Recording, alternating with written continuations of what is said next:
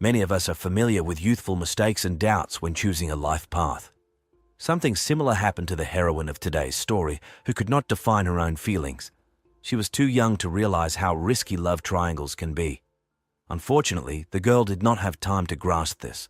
Kaylee Mundy was only 19 years old, and she was a second-year student at Trinity University in San Antonio, Texas, USA. She was in a romantic relationship with a 22-year-old man named Mark Houghton.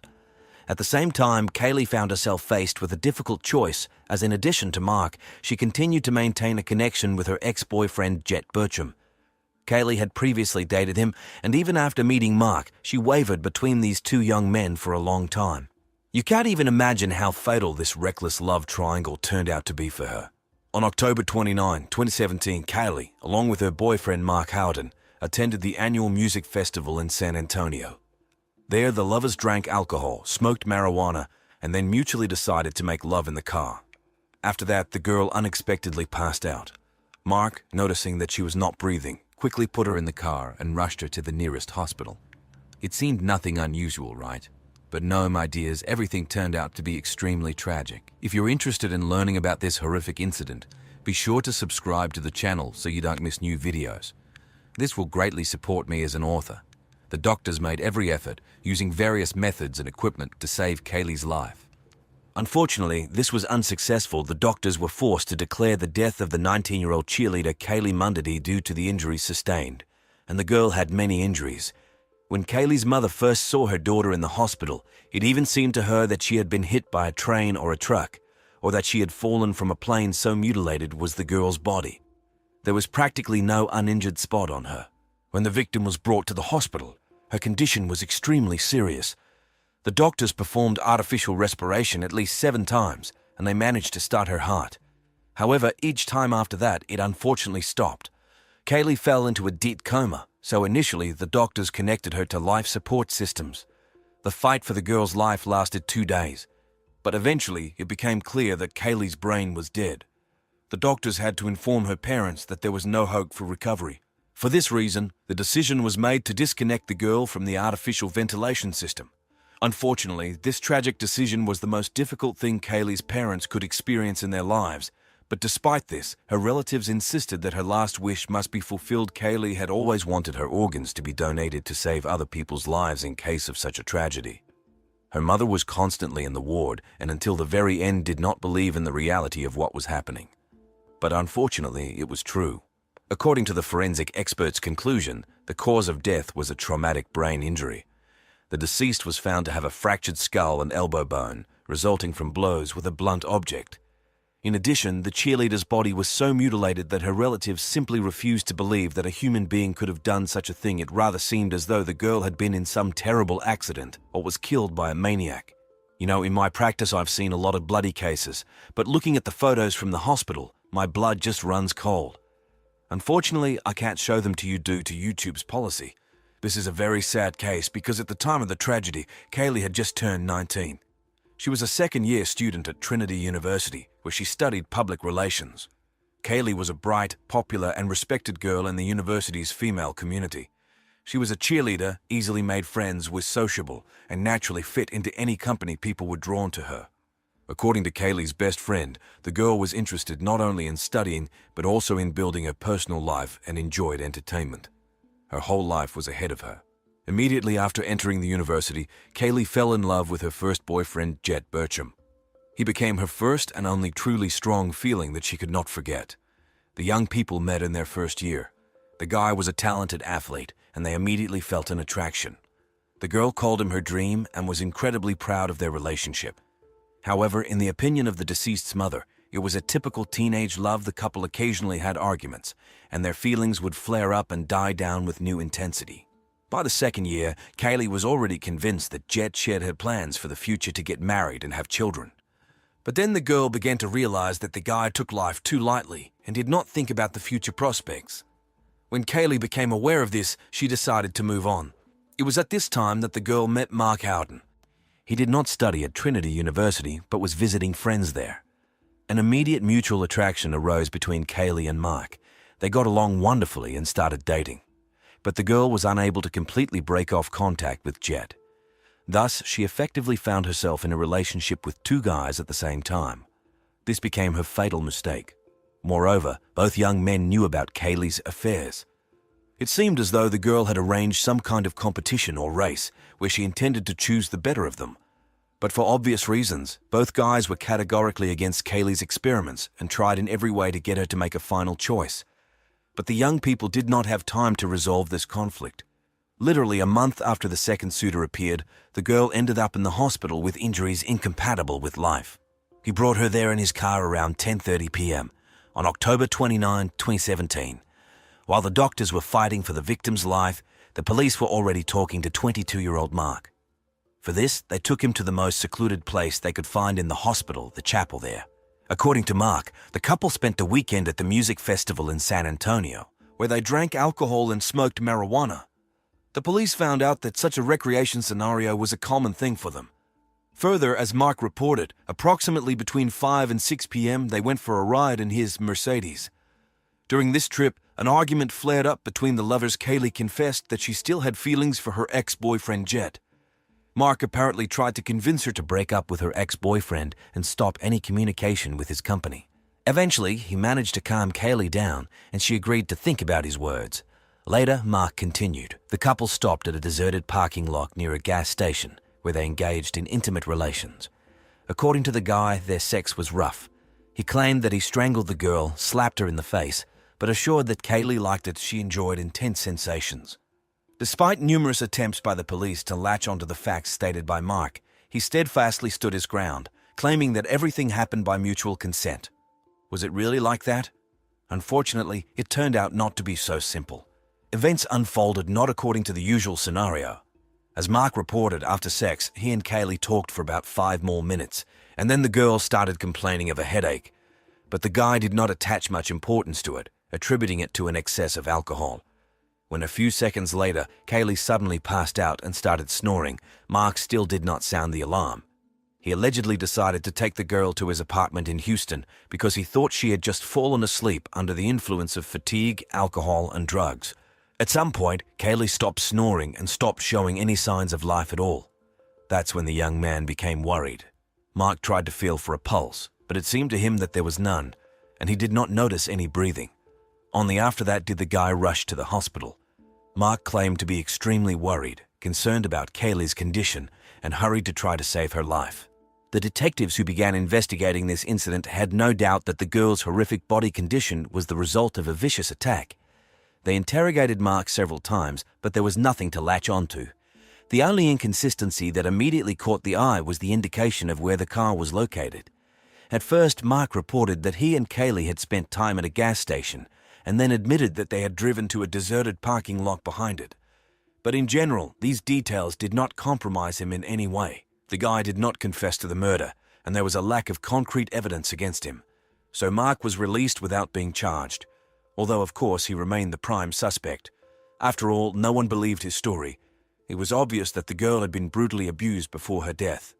The situation changed radically only after 3 months when the full report of the forensic expert arrived.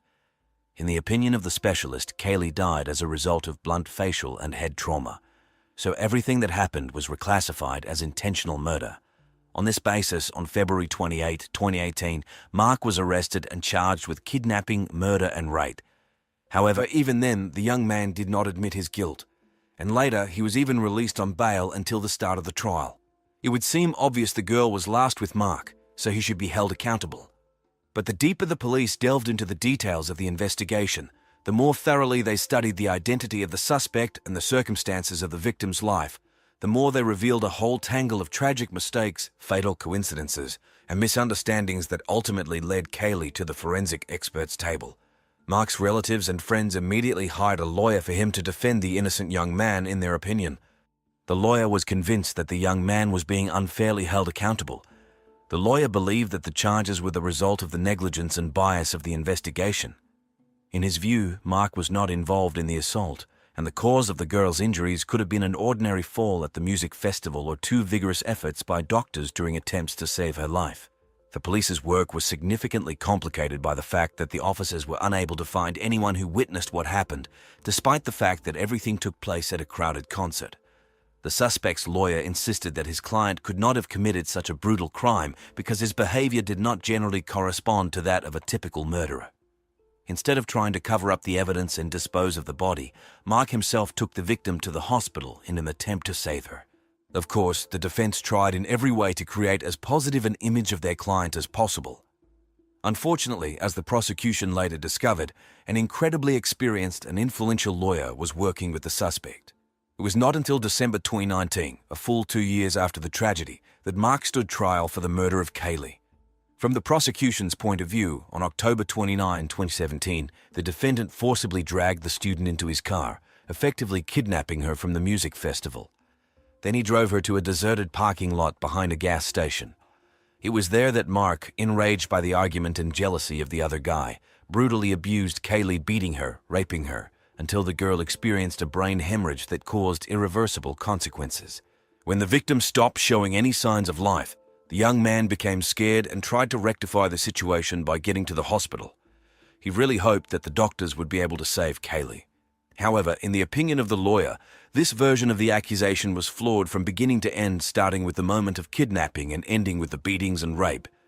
The defender appealed to the fact that the prosecution did not have a single direct witness who could confirm the kidnapping, who saw the girl being forcibly placed in the car and taken away from the festival venue.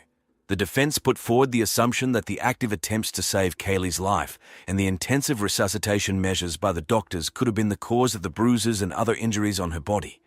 It was known that the doctors performed indirect heart massage on the girl at least 7 times before realizing the futility of these efforts. Unfortunately, the only person who could confirm or refute Mark's version was dead, and although the lawyer's version about the infliction of injuries by doctors sounded extremely doubtful, the prosecution had to rule out all unlikely scenarios claimed by the defense, and for this, witnesses were needed who could shed light on at least some part of the events of that tragic evening. First of all, the investigators interviewed the paramedics who were on duty at the ambulance and were the first to start rescuing the student. Their crew was standing in the parking lot near the emergency room, waiting for the next call. Suddenly, a car stopped behind them with a wild screech of tires. The driver, waving his arms in panic, called for help. It was Mark Howerton. He quickly led the paramedics to his car and showed them the unconscious Kaylee. Mark begged them to save the girl, who had allegedly stopped breathing. When the doctors looked into the car, their vigilance only grew. Naked Kaylee was lying in the car. Her pants and t-shirt were on the floor. The girl showed no signs of life, and her body was covered in bruises. Even on the inside of her thighs, there were characteristic finger imprints. Kaylee was barely breathing, and her pulse was faint, so the doctors immediately began resuscitation measures: artificial respiration, indirect heart massage. A detailed examination of the victim was out of the question at the time her life was at stake. These testimonies of the doctors completely refuted Mark's lie that the bruises appeared on Kaylee only after she arrived at the hospital, allegedly from 2 intense resuscitation attempts. After all, everyone who saw the girl during her arrival at the hospital unanimously stated that hematomas had already covered her entire body at that time. Moreover, several witnesses drew attention to Mark's strange appearance. His fists, according to those present, were dirty and red, as if the guy had been fighting with someone for a long time before bringing Kaylee to the hospital. It later turned out that Mark was quite muscular and athletic, and he took steroids to increase his muscle mass. And this excessive preoccupation with anabolic steroids, according to his acquaintances, began to provoke sudden mood swings, outbursts of aggression, and uncontrolled fits of rage in the young man. Such a steroid effect could explain the brutal assault on Kaylee that evening. The girl may have inadvertently provoked her boyfriend's anger with a careless word or gesture. At first, Mark cooperated quite willingly with the investigation, even allowing his car to be inspected without a warrant. In the car, detectives found a gun and drugs. The defense skillfully used these circumstances to the benefit of their client. The lawyer argued that no one guilty of a serious crime would be so openly cooperative with the police. However, the prosecution quickly saw through this cunning move by the suspect. In their opinion, Mark was deliberately pretending to be innocent and assisting the investigation in every way to deflect any suspicion from himself.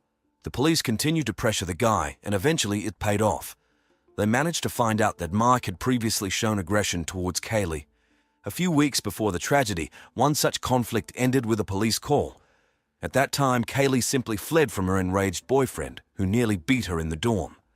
When the law enforcement officers arrived in response to the call, They saw that the room was turned upside down, broken furniture, a smashed laptop, scattered belongings, clothes in the trees outside the window. According to neighbors, Mark caused a terrible mess, but Kaylee then withdrew her complaint and asked not to disclose the details.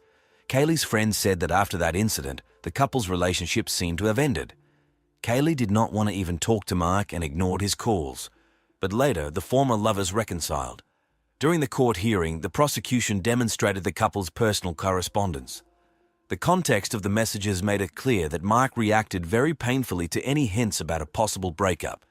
For example, in one of the photos, he was holding a gun to his temple and threatening to kill himself if Kaylee did not call him.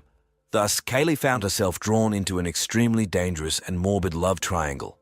The girl did not dare to completely break up with Mark, fearing that he really might commit suicide, and at the same time, she could not give up her feelings for the other guy, her ex-boyfriend Jet. Kaylee herself repeatedly confessed to her friends that she was in love with both of them, which made it so difficult for her to make a choice.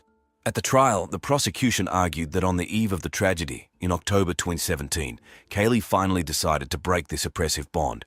It was about this that she informed Jet during the festival. The girl wanted to break up with Mark right after the concert, and until then, she stayed close to him to protect herself from possible aggression in a crowded place. However, as soon as the lovers found themselves alone, the jealous Mark, according to the prosecution's version, forcibly dragged the girl into the car and drove her to a deserted place, where he brutally assaulted her.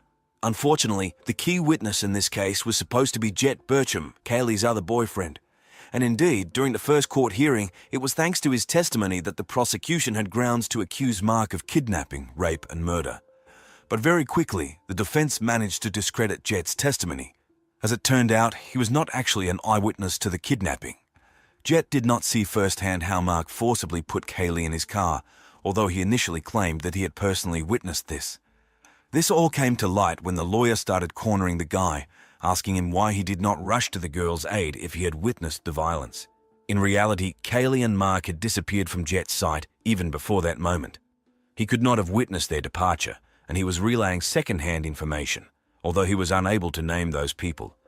All of this gave the defense grounds to accuse Jet of false testimony and dealt a devastating blow to the prosecution's case.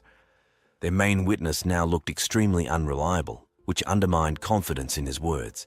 In addition, during the trial, photos of drugs, suspicious contacts, and correspondence were found on Jet Burcham's mobile phone. This gave grounds to suspect the guy of drug abuse and involvement in drug distribution. It later turned out that at the time of Kaylee's death, her ex-boyfriend was on probation. He had previously been arrested for selling marijuana, and among the youth of San Antonio, Jet had a reputation as a well-known dealer. The defense conducted a harsh cross-examination, and at some point, Burcham began to evade answering questions, citing his constitutional rights.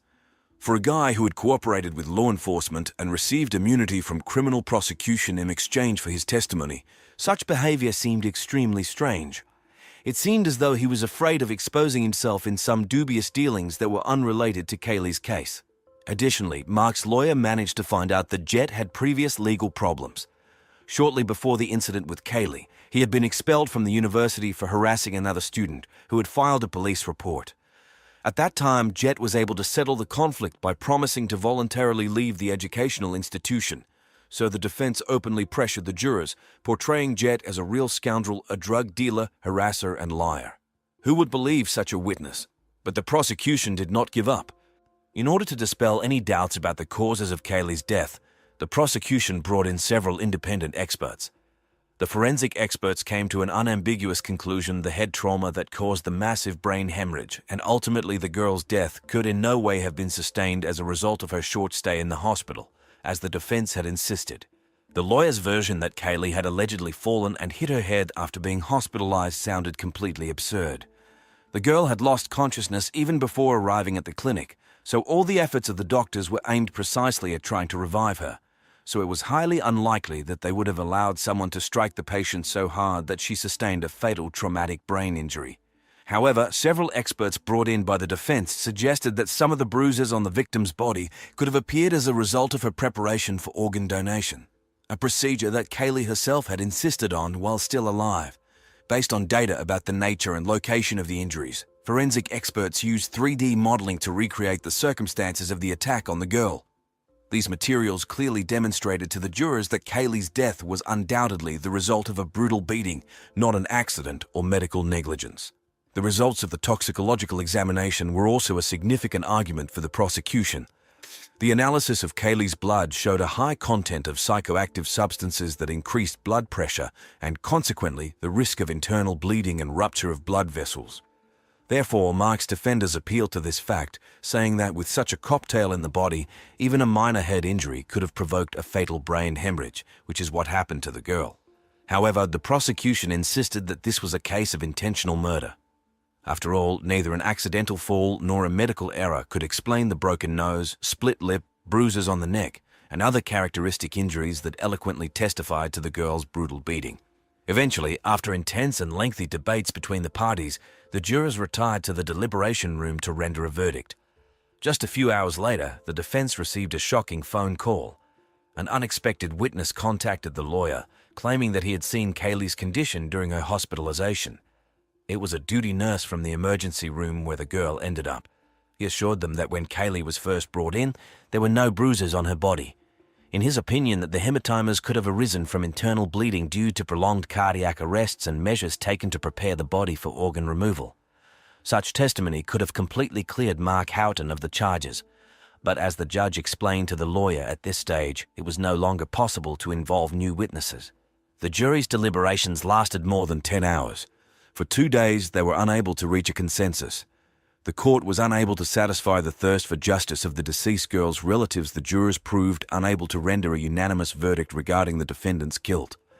As a result, the court was forced to declare the previous trial improper and schedule a retrial. Despite this interim result, both sides stated that they were ready to continue defending their positions.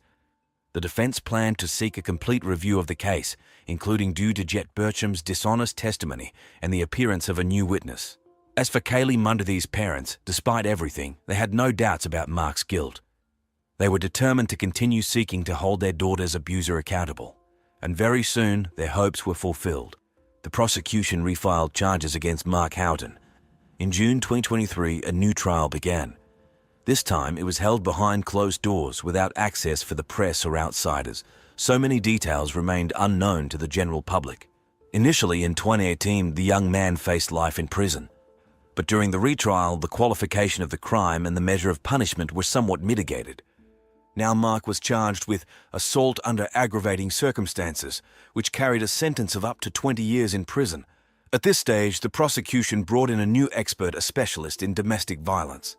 He vividly depicted Mark's psychological portrait to the jurors as a classic abuser, a jealous owner who sought by any means to cut off Kaylee from all contact with the outside world, intimidated her, humiliated her, threatened her, and eventually could not restrain himself and crippled the girl in a fit of rage.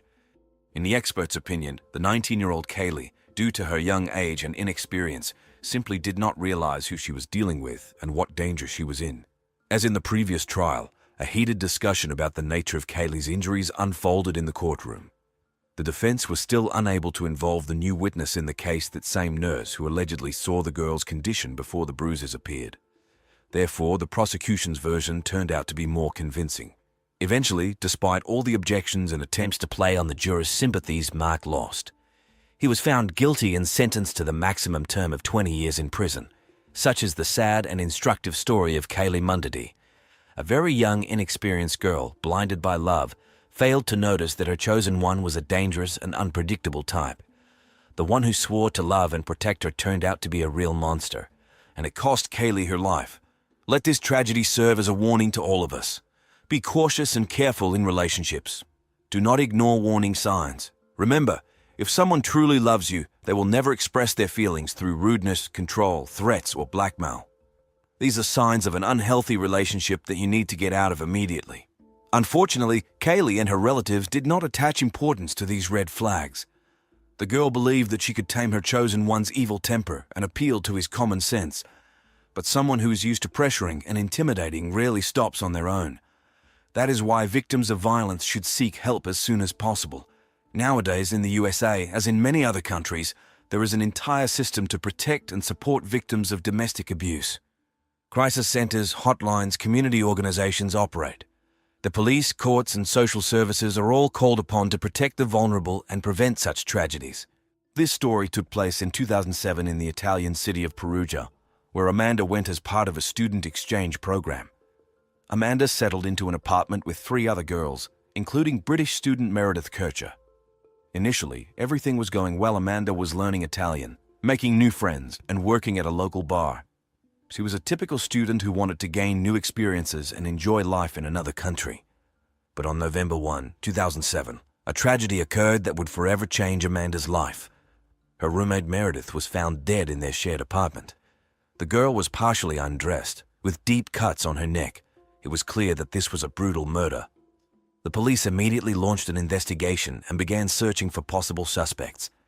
Unfortunately, their attention quickly focused on Amanda and her boyfriend, Rafael Solicito.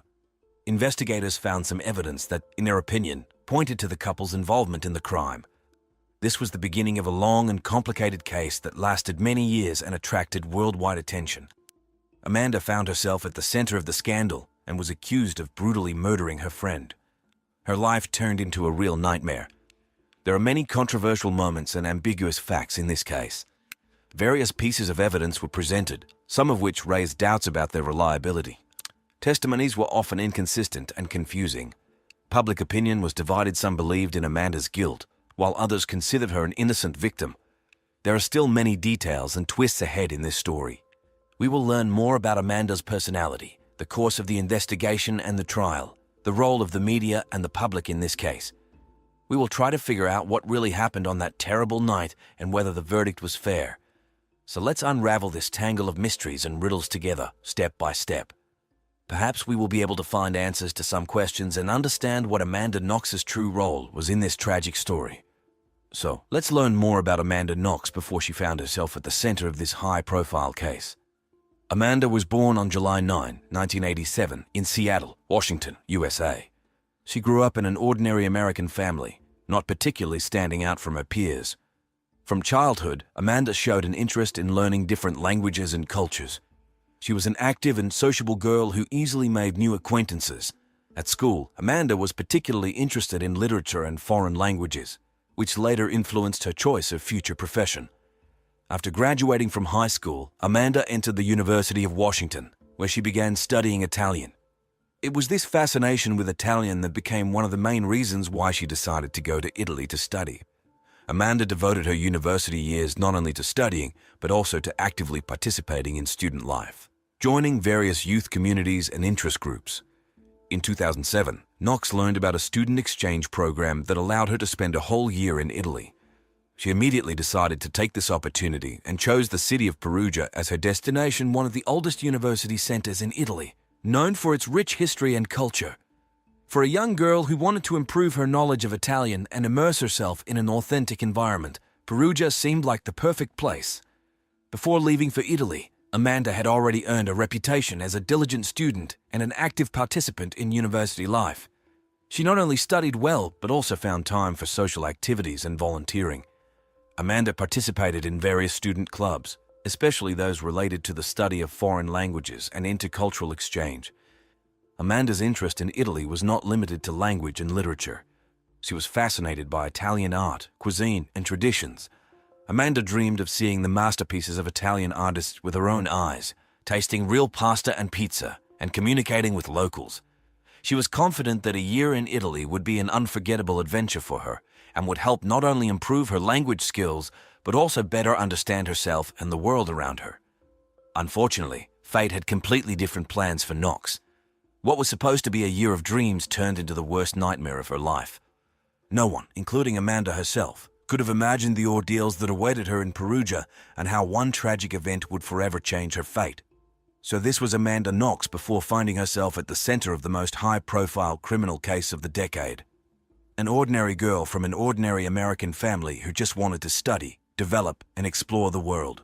She had no idea that very soon her name would be on the front pages of all the world's newspapers, but for far from pleasant reasons. In the summer of 2007, she finally arrived in the long-awaited Perugia, a small but incredibly picturesque city in the heart of Umbria. Amanda settled into a cozy apartment that she shared with 3 other girls, including British student Meredith Kircher. Meredith, like Amanda, came to Italy on a student exchange program. It would seem that the two young foreigners had a lot in common: young age, love of travel, desire to learn about another culture. At first, the girls got along well, sharing impressions of their new life and making plans for the future. Nothing foreshadowed trouble. The first weeks in Perugia were a real fairy tale for Amanda. She immersed herself in the local student life, attending lectures at the university, participating in various events, meeting new people. Amanda continued to improve her Italian not only in classes, but also in live communication with locals. Her energy, openness, and genuine interest in everything new helped her quickly adapt to life in a foreign country. To have her own pocket money, Amanda got a job at the Le Chic Bar, which was owned by Patrick Lumumba, a native of Congo. This job gave her the opportunity not only to earn a little money, but also to delve deeper into the atmosphere of the city and meet different people. It was at this bar that Amanda met her new boyfriend, a young Italian named Raphael Solicito. It seemed that everything was going as well as possible. But despite the carefree first months, Knox had to get used to some peculiarities of life in Italy that differed from the American way of life she was used to. A different culture, a different rhythm of life, different rules of the game, all this required some effort and time to adapt. But Amanda, with her curiosity and love of life, gladly accepted these challenges. However, fate was already preparing completely different trials for Amanda.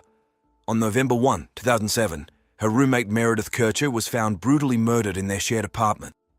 This tragedy came as a real shock to everyone and completely turned Amanda's life upside down.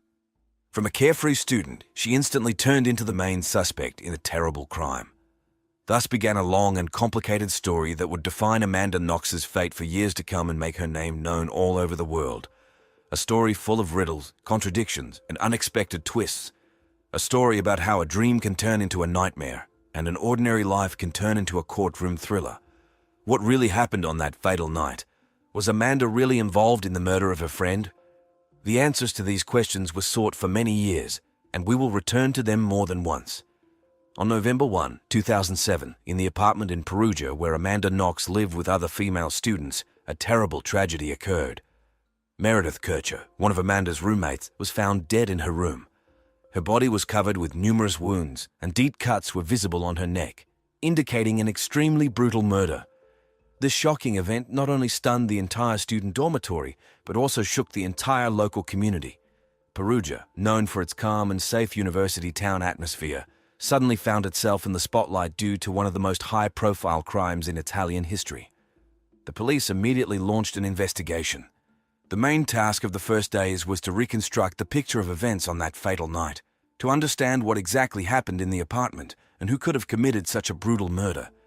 Investigators began questioning everyone who was in any way connected with Meredith, primarily her roommates, including Amanda Knox, and very quickly, the attention of the police and the public focused on Amanda. Why? Because some details in her behavior and testimony aroused suspicion. For example, there were certain inconsistencies in her stories about where she was and what she was doing that night. The police were also alerted by Amanda's unusual, in their opinion, reactions to what had happened. In addition to Amanda, her boyfriend, Italian Raphael Solicito, also fell under suspicion. Investigators collected some evidence that, in their opinion, pointed to the couple's possible involvement in the crime. In particular, during a search of Raphael's apartment, a knife was confiscated on which traces of blood were found, and on the bra of the murdered Meredith, experts found Raphael's DNA. These findings later became some of the key pieces of evidence for the prosecutions. However, as it turned out later, the investigation also had significant shortcomings. Many experts criticized the methods of collecting and processing physical evidence, pointing out the possibility of their accidental or intentional contamination during investigative actions. This called into question the reliability and admissibility of some of the evidence. Meanwhile, the case was gaining more and more publicity. A real media frenzy erupted around the investigation.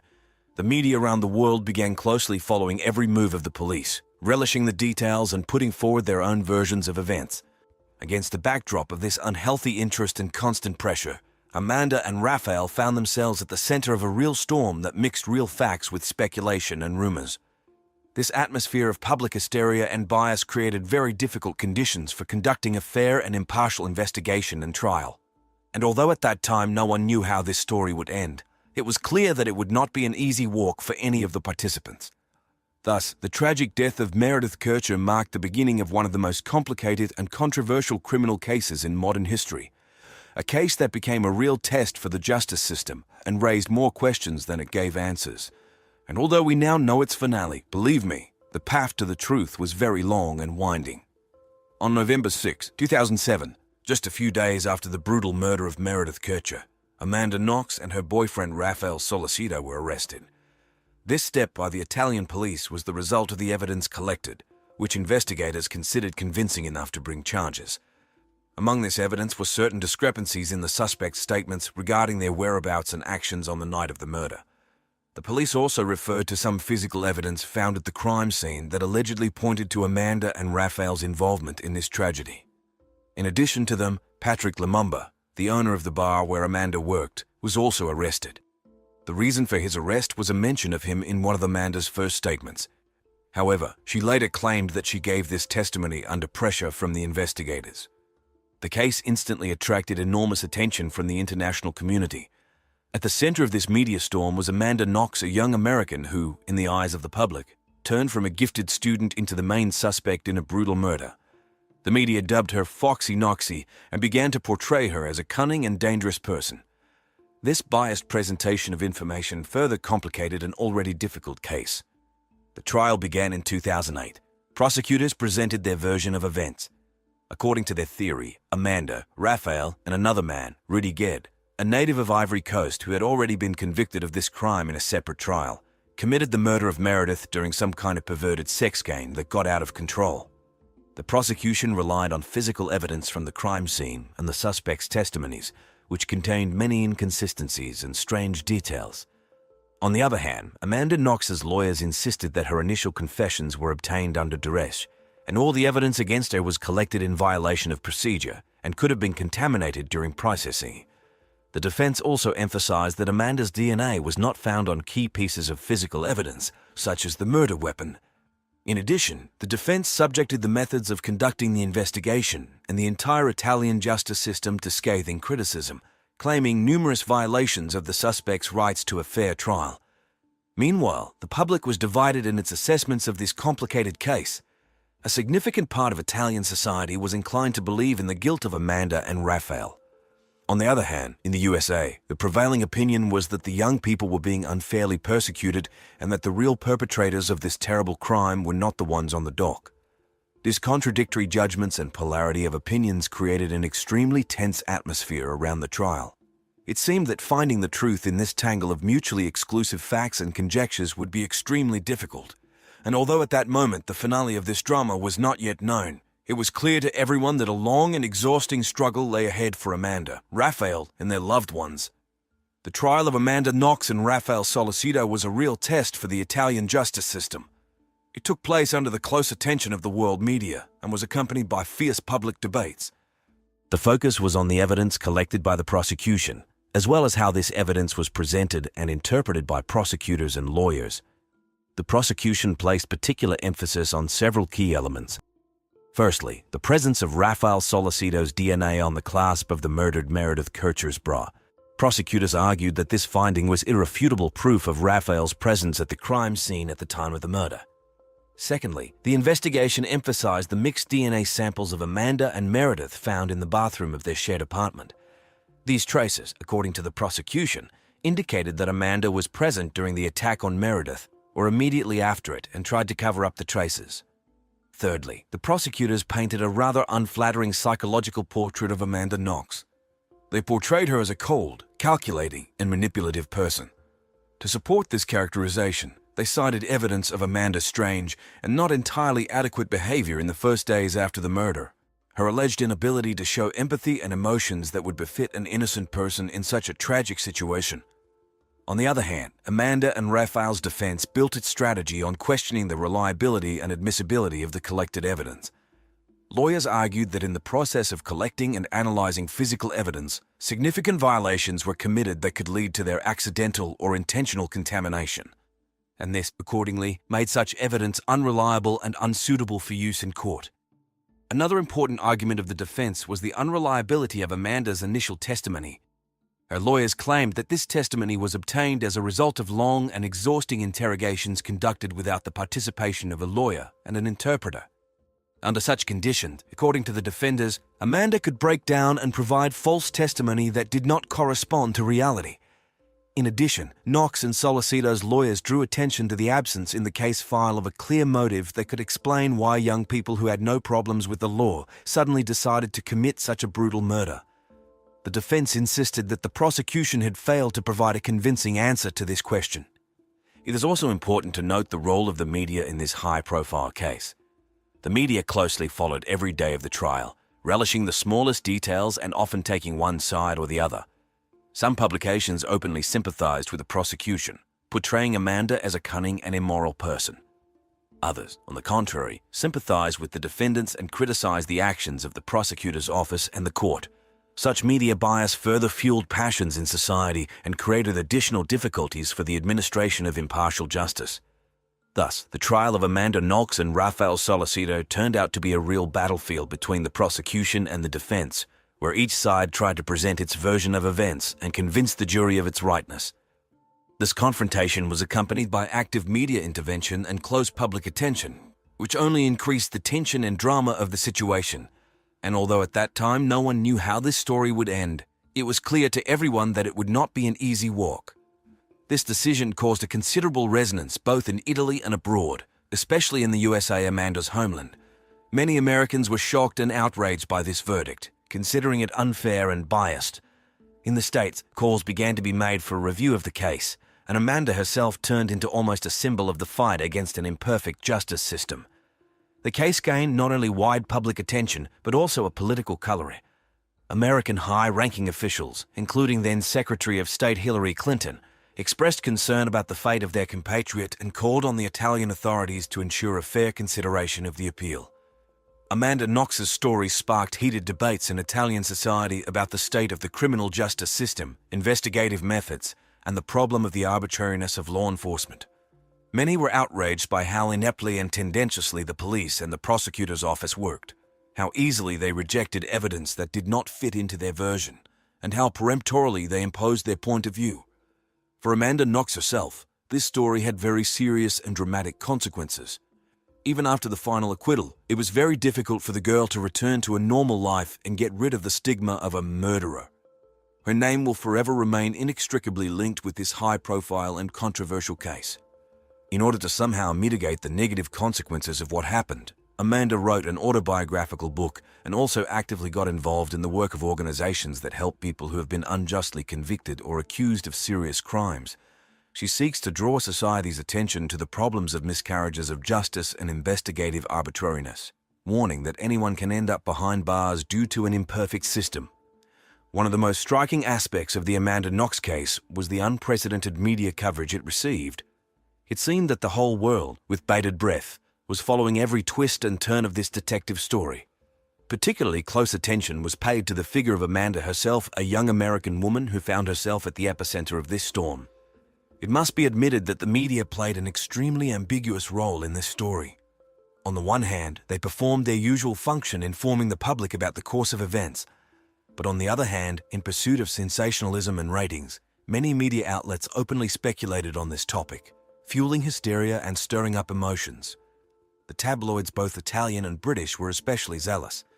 They quickly stuck the label Foxy Knoxy on Amanda, hinting at her alleged cunning and ability to manipulate people. This image of a sexually liberated, immoral American woman was firmly entrenched in the mass consciousness and undoubtedly greatly harmed Amanda. In general, the media often exploited cliches and stereotypes, contrasting depraved American culture with traditional values of Italian society. Amanda was portrayed as the embodiment of all the vices of modern youth: selfishness, irresponsibility, promiscuity. And Italian justice, accordingly, looked like a bastion of morality and order. Of course, such pressure from the media could not but affect the atmosphere around the trial. It created additional pressure on judges and jurors, because everyone understood that millions of eyes were closely watching their every word and gesture. In such conditions, it was extremely difficult to remain impartial and objective.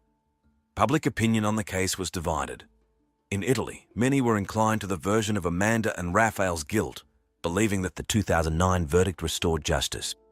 They say the arrogant American was quite rightly punished for a terrible crime. On the other hand, in the United States, sympathies for Amanda prevailed. Most Americans were convinced that their compatriot had become a victim of a biased and incompetent investigation, that she was convicted on the basis of circumstantial evidence and speculation. It is not surprising if the Knox case quickly acquired a political coloring. And although Amanda and Raphael were eventually acquitted, this story had serious and long-term consequences. In particular, it forced the Italian authorities to think about the need for reforms in the criminal justice system. After all, it became obvious that the current procedures for collecting and evaluating evidence are far from perfect, and the rights of suspects and accused are often violated. At the same time, the Knox case gave impetus to a discussion about ethical standards in journalism. Many experts pointed out the unacceptability of such irresponsible and biased coverage of high-profile criminal cases. After all, media pressure and whipping up hysteria seriously affect public sentiment and can push the court to make politically motivated decisions. One cannot fail to mention the cultural impact of the Amanda Knox case. Based on these events, many books were written, several documentaries and feature films were made. Each such work offered its own interpretation of what happened, placed its own accents and evaluated the characters in its own way. In general, this story left a deep mark on the collective memory and continues to influence the image of Italy, especially in terms of the impartiality and professionalism of its justice system.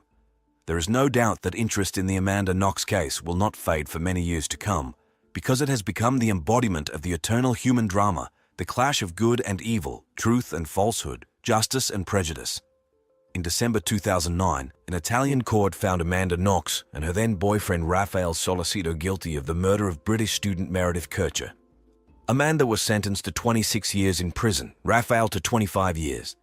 It would seem that a line had been drawn under this high-profile case. But in reality, everything was just beginning. The fact is that the verdict caused considerable indignation and protests both in Italy and abroad, especially in the United States. Many believed that the court was biased and the evidence unconvincing and contradictory. Under pressure from the public and the efforts of the defense team, a retrial was scheduled in 2010. And in 2013, what supporters of Amanda and Raphael had been waiting for so long happened. The appellate court heeded the arguments of the defense and agreed to reconsider the key evidence in the case. In particular, independent experts were called in who seriously questioned the reliability and admissibility of some of the physical evidence presented by the prosecution. It turned out that in the collection and storage of this evidence, significant violations were committed that could lead to their accidental or deliberate contamination. That is, it could not be said with certainty that, for example, the DNA of the suspects on certain items got there precisely during the commission of the crime and not got there through the negligence of the investigators. This expert testimony was decisive. In October 2011, the appellate court overturned the conviction and declared Amanda Knox and Raphael Solicito not guilty of the murder of Meredith Kercher. They were immediately released from custody, and Amanda was finally able to return home to Seattle. But even with that, the case did not end. The prosecution appealed the decision of the appellate court to the Supreme Court of Cassation of Italy, and in March 2013, this court unexpectedly overturned the acquittal and ordered a retrial. This turn of events shocked many and caused a new surge of public outrage. However, during the new appellate process in 2014, the prosecution again failed to provide compelling evidence of Amanda and Raphael's guilt. Finally, in March 2015, the Italian Supreme Court upheld their final acquittal and closed the case. This time forever.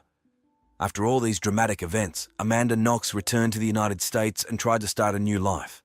However, as you can imagine, it was very difficult for her to do this.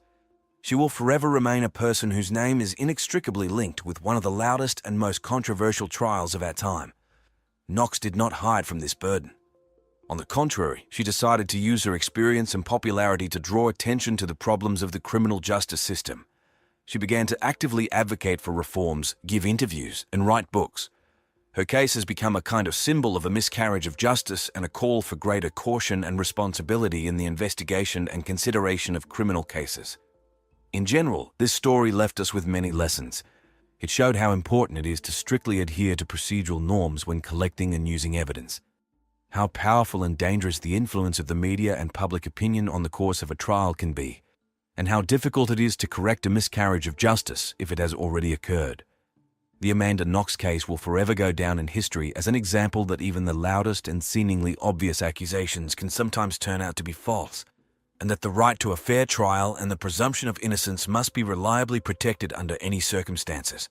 Radical ideologies often cross the line of common sense, causing their followers to lose touch with reality. It's even worse when the victims of manipulation sincerely begin to believe in the illusions imposed on them. One example of the tragic consequences that blind faith in destructive ideas can lead to occurred in Sweden, a country that has always been considered one of the safest in the world due to its extremely low level of violent crime. In the small Swedish village of Björnberg, on July 27, 1971, a boy named Helge Fossmo was born into a family that was not particularly religious. He became one of 5 children in the family, despite the lack of religious upbringing. At the age of 12, Helge independently became interested in the church and joined a local youth religious group, becoming one of its most active participants. Although his parents did not share their son's enthusiasm, they did not hinder him, believing that it was not the worst occupation for a teenager. According to Helge himself, it was from the moment he joined the church community that his life acquired true meaning, and he found a kind of salvation in faith. For the next 5 years, the young man completely devoted himself to religion, constantly attending church services and participating in various church events. In 1988, fate led Helge to a cafe for Christian youth, where he met his future wife, Helen Johansson. The young couple got married as soon as they came of age and settled in the town of Bordenberg. The couple had 2 children, and Helge continued to delve into religious issues, becoming a preacher in the local community. However, in 1993, a fateful meeting took place that radically changed the life of Helge and his family. The man met Asa Waldau, a charismatic leader of a Christian sect known as the Bride of Christ. Asa came from the tiny town of Knutby, where her teachings originated, with the intention of opening a branch of her church in Bordenberg. Knutby is such a small settlement with a population of about 700 people that there is only 1 store, 1 restaurant, a church, and a few dozen wooden houses scattered among the forest. It would seem that in such a cozy corner, there is no place for evil. But it was here at that time that people lived who later committed 3 horrific murders that overshadowed the crimes of many serial killers in their scale and cruelty. Asa traveled from town to town, preaching her teachings and recruiting new followers, especially among young people.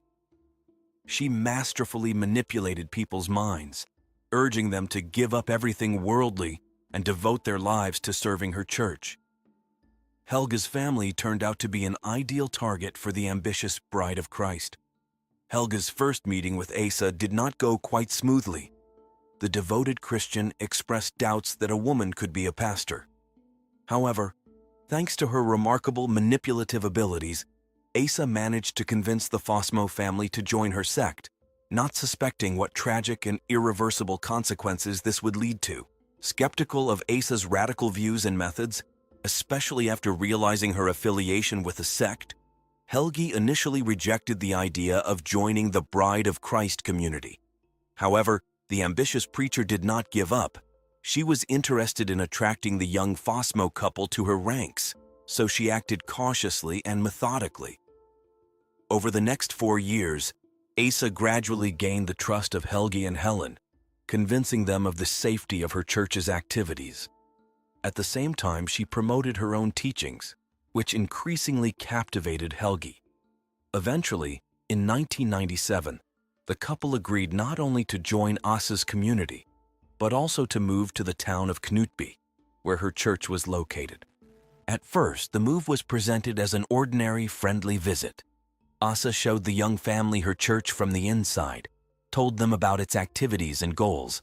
Gradually, she increasingly gained the attention of her new followers, criticizing the shortcomings of the traditional church, which eventually sowed a seed of doubt in Helge's mind.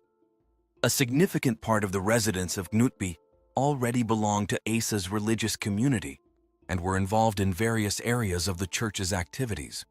The organization provided work for everyone who wanted it, and almost every member of the community had their own responsibilities, often related to religious service. This brought people together who knew each other well, supported and protected their own.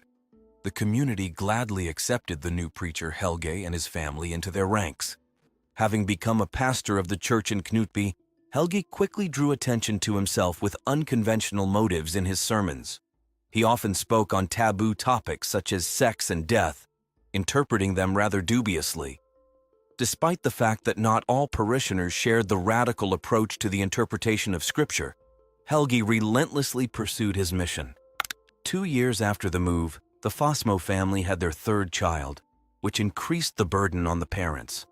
They decided to hire a nanny, Sarah Svensson, who had recently moved to Knutby, inspired by Asa's teachings. Sarah had grown up in a deeply religious Christian family, but from childhood suffered from severe allergies, which limited her life. The girl was cared for by her mother, with whom she had a very close relationship. But at the age of 11, Sarah lost her mother due to a long illness. This event devastated the girl, turning her into a troubled teenager who often ran away from home. After his wife's death, the entire burden of raising his daughter fell on the father. Despite all his efforts, the man could not fully replace Sarah's mother, although they also had a close bond. The girl stayed with her father until she accidentally met Asa during her travels around the cities in search of new followers. Their acquaintance took place at Bible courses and quickly grew into a close friendship. Sarah turned out to be an ideal candidate for recruitment into the sect. For the experienced manipulator Asa, it was not difficult to discern the girl's vulnerable spots and skillfully use them to lure her into her community. Eventually, Sarah decided to move to Knutby to be closer to the church and comprehend the ways that Asa preached. During this period, Helge became closer to Asa than ever before. They spent a lot of time together, not only delving into the study of Scripture. This couple claimed to receive divine messages, which they interpreted as prophecies. Helge diligently wrote down these revelations in his diary, describing in detail the visions, sensations, and their interpretation. One of these records stated that God named Helge the King of Kings and Asa the Queen of Heaven. According to the pastor, he appeared in the world even at the time of the creation of the world, and since then had been waiting for a meeting with an equal being, Asa. The woman, in turn, insisted that she should marry Helge, because their union would elevate the alternative religion to an incredible height. Both unreservedly believed in these ideas. In 1999, they arranged a kind of sacrament, the wedding ceremony of Helge and Asa. The man gave her a ring with 7 diamonds, because this number has a sacred meaning in many faiths. And all this despite the fact that Helen was still the official wife of the pastor. Of course, such a course of events caused unbearable jealousy on the part of Helen, which led to a rift in her relationship with her husband. Then Asa intervened. She criticized the young wife for jealousy, calling this feeling the most shameful for a true Christian. The sect leader insisted that Helen should change her attitude, otherwise the community would find a way to create serious problems for her, in particular, to take away the house. The intimidated woman was forced to come to terms. The relationship between Helge and Asa took on an increasingly strange hue. Despite the fact that the pastor was still officially married, he hardly engaged with his family, spending all his time with Asa. This became especially noticeable after their sacrament. The woman constantly showered him with love and praise, attaching him to herself more and more. Asa skillfully used Helge's devotion not to build a strong relationship or even to separate him from his wife. Her only goal was to establish complete control over the man. Acting insidiously and effectively, she quickly achieved her goal.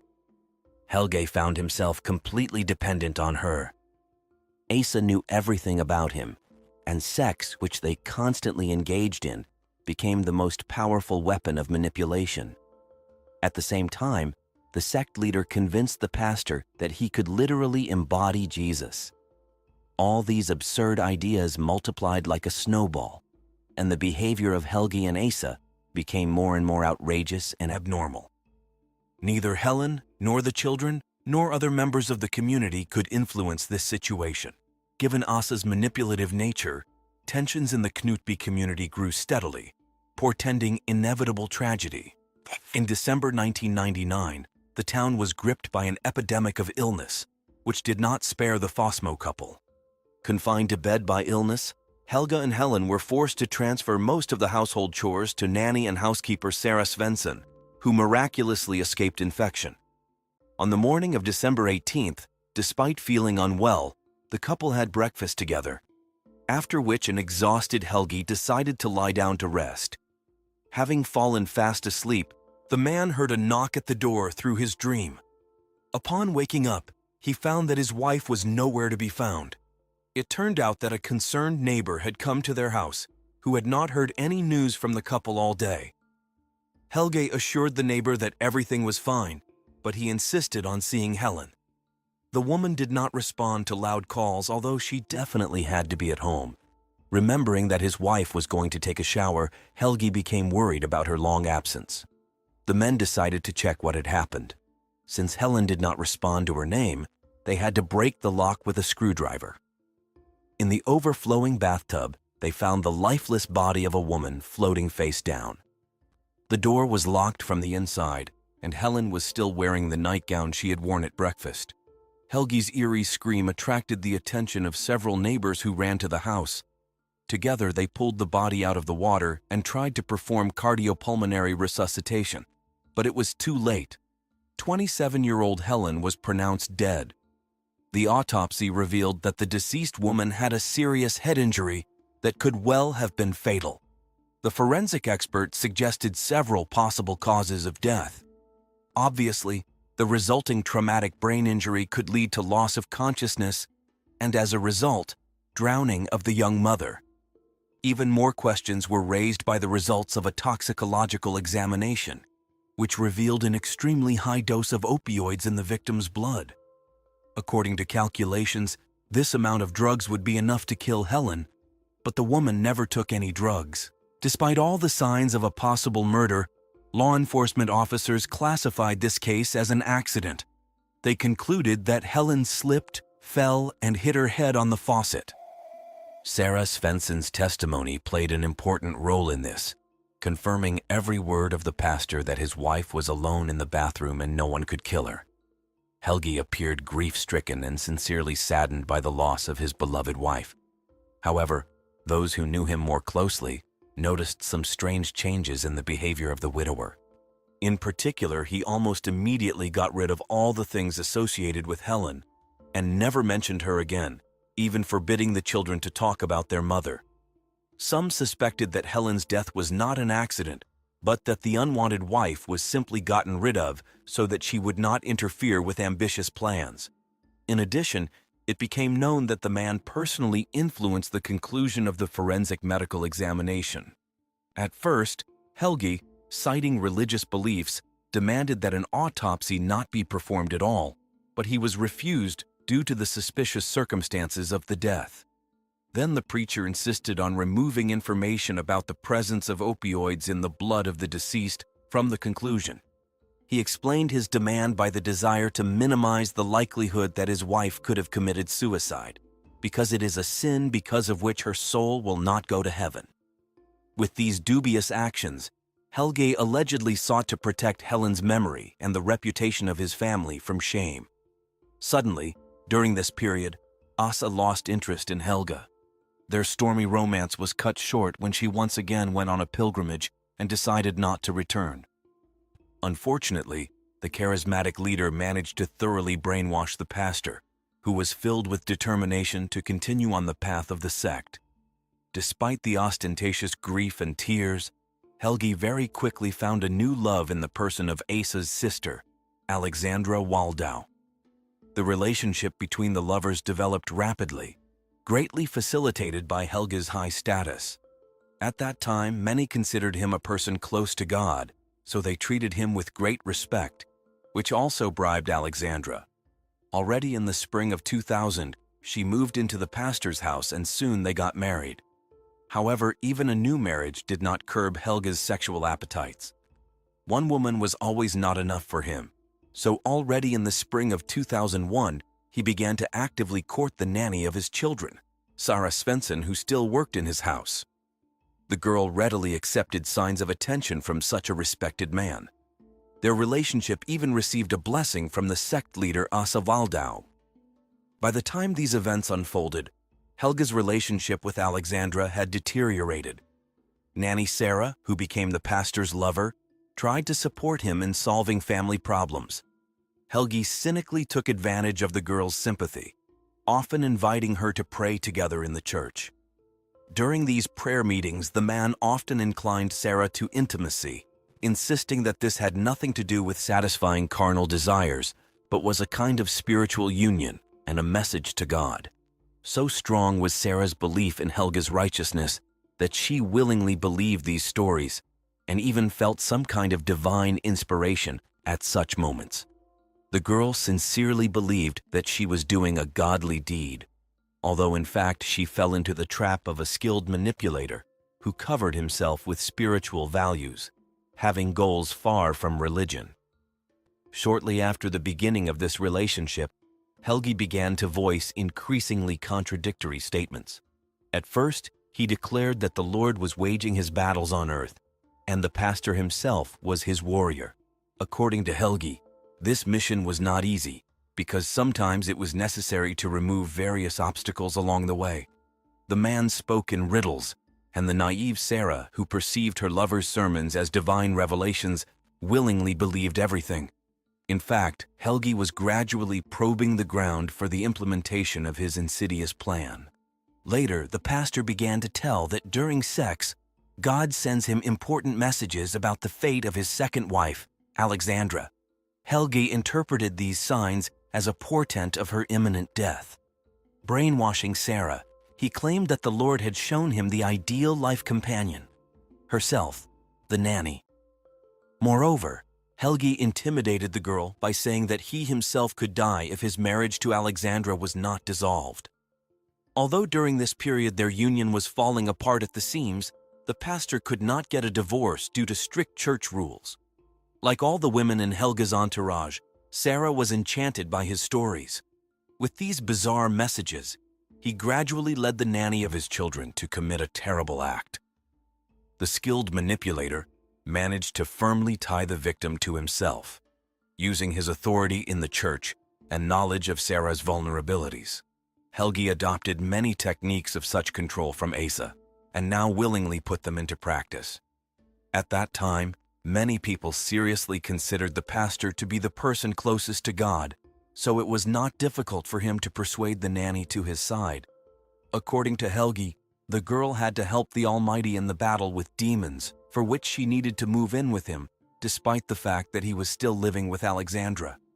The women lived in different rooms, and Helga had sex with both of them every night in turn, each time justifying it as a fight against evil spirits. The pastor called intimate relationships a ritual of purification from defilement.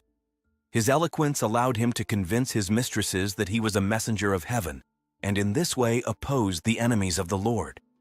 These peculiar three-way relationships lasted until 2003, although Helgi already wanted to get rid of Alexandra, with whom he allegedly broke up, but could not officially divorce. During this period, the manipulation of Sarah reached its apogee. For the most part, Helgi turned to her only for sex, and the rest of the time he insulted her, calling her a sinner and an arrogant blonde. But each time he ended the emotional torture with the phrase, "I love you." The girl was so happy with these three words that she stopped paying attention to all the insults. She was willing to do anything to earn the favor of the chosen one of God, a fighter against demons, not even noticing how, along with this, she was losing her own will, turning into a puppet in the hands of a dangerous man.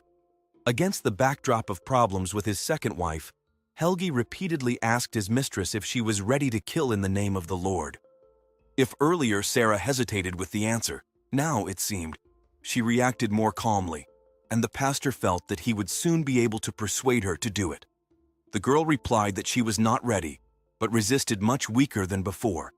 Then, to push Sarah on the true path, Helgi created a new account in the messenger and began sending her messages from an unknown number.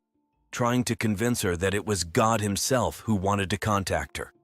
In these creepy correspondences, the girl was told that she had little time left and she had to kill in the name of the Lord no later than November 25th.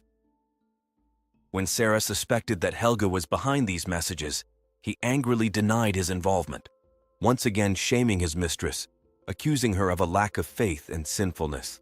Unfortunately, it worked as it had before.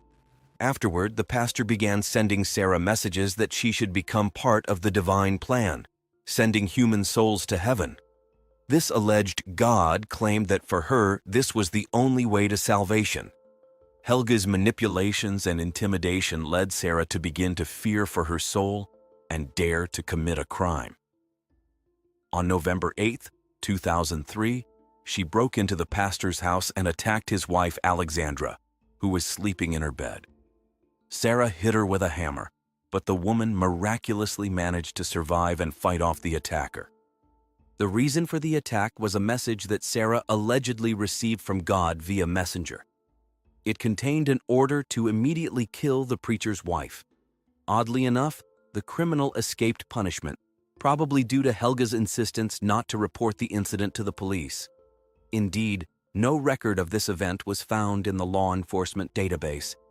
Instead of punishment, the pastor expelled his former mistress to live with her own father. However, this did not affect Sarah's correspondence with God in any way, which only fueled her terrifying confidence in the need to kill. Shortly after these events, Helge found a new passion, a neighbor, Annette Lind, who at that time was married to a man named Daniel. Having decided to get rid of a competitor, the preacher began sending messages to Sarah, manipulating her in the same way as before. The frightened girl, seeking salvation, again agreed to take up arms. This time, Sarah prepared more thoroughly. She bought a pistol and even researched on the internet how to make a homemade silencer. Following the instructions of the Almighty, she hoped for success and the liberation of her soul. On January 10, 2004, at 3:30 in the morning, Sarah, keeping in touch with Helge, drove up in her father's car to the area where the pastor lived. Having parked 500 meters from the house, the killer put on a black mask and put on shoes of different sizes to throw the police off the trail. Entering through the unlocked door, the lock of which the organizer of the crime broke in advance, staging a robbery, Sarah crept into the room of 23-year-old Alexandra, who was sleeping soundly. Having shot first in the thigh and then, when the victim woke up and screamed, in the head, the criminal killed the woman. At 4:30 in the morning, Sarah went to the house of the second victim, Daniel, the husband of Helge's new mistress. The pastor knew that the man was left alone that night and told Sarah about it. The doors were locked, so the girl just knocked. When 30-year-old Daniel opened the door, she shot him in the chest without hesitation, and when he fell, once more in the head. Fleeing from the crime scene, Sarah did not suspect that the second victim had survived. Daniel managed to get to the phone and call for help. Arriving at the call, the police found him conscious, so he was able to describe the attacker. At that moment, 32-year-old Helge was already at the crime scene, allegedly trying to help his neighbor. Helge accompanied the wounded Daniel to the hospital, where he learned about the murder of his wife Alexandra. The pastor again began to play the role of a grief-stricken husband. The description of the attacker provided by Daniel was rather confusing due to the mask on her face. Gradually, attention focused on Helge and Sarah. One of the neighbors, whose brains had not yet been washed, recalled similar strange circumstances of the death of the pastor's first wife. Information also surfaced about the hammer attack on Alexandra, during which she nearly died at the hands of Sarah. The bloody fingerprints found at the scene of Alexandra's murder and on the door of Daniel's house became irrefutable proof of the 26-year-old nanny's guilt. Sarah was immediately arrested.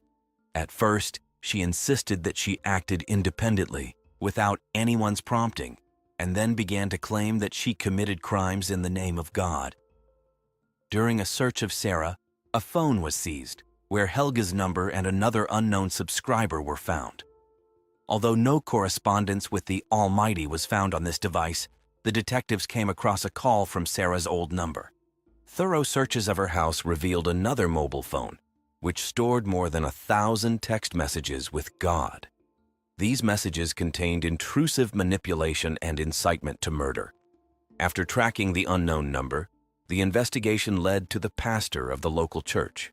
Learning about this, the disappointed Sarah, who sincerely believed in the divine origin of the correspondence, told the police the whole truth. The wounded Daniel's wife, Annette Lind, was also suspected of complicity and arrested, but 2 weeks later, she was released without charge. During the trial, the arrogant Helge denied his involvement and showed no remorse. A psychiatric examination found him sane. The scale of the manipulations was staggering.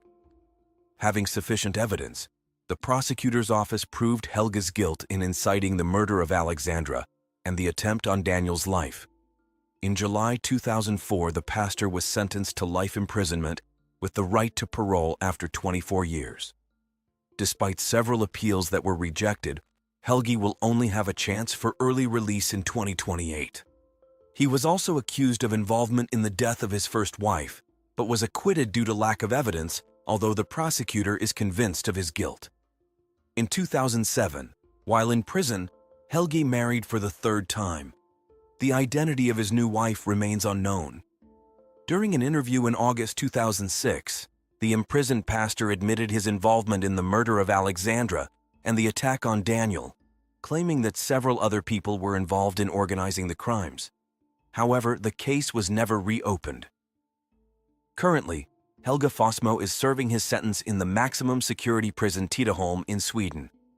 At the trial, a video was shown with a reconstruction of the crime, where Sarah spoke in detail about what she had done.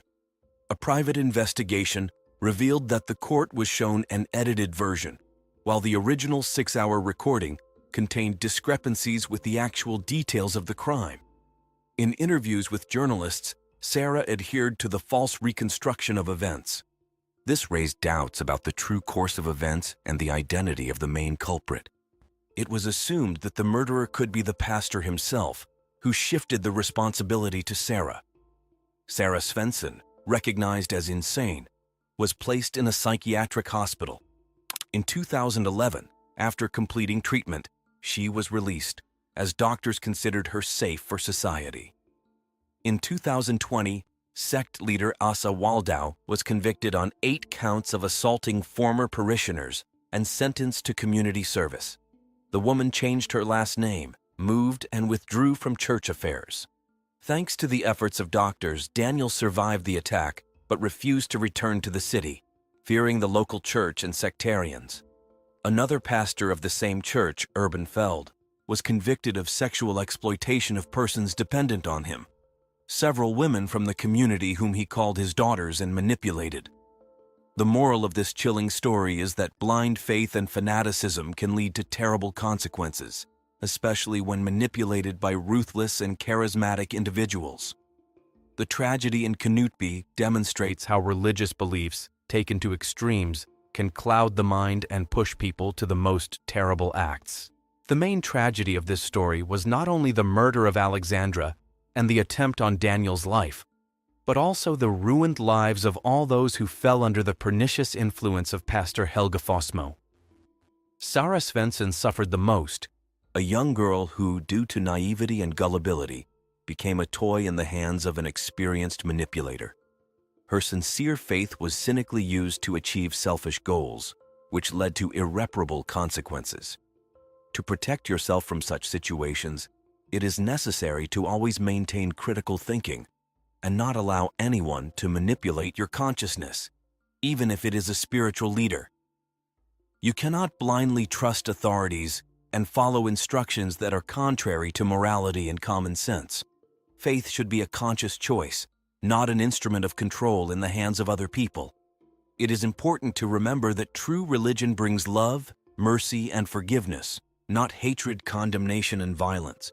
Every day we hear about new cases of violence, and the statistics are simply shocking. Every 2 hours, somewhere in the world, a woman dies at the hands of a man.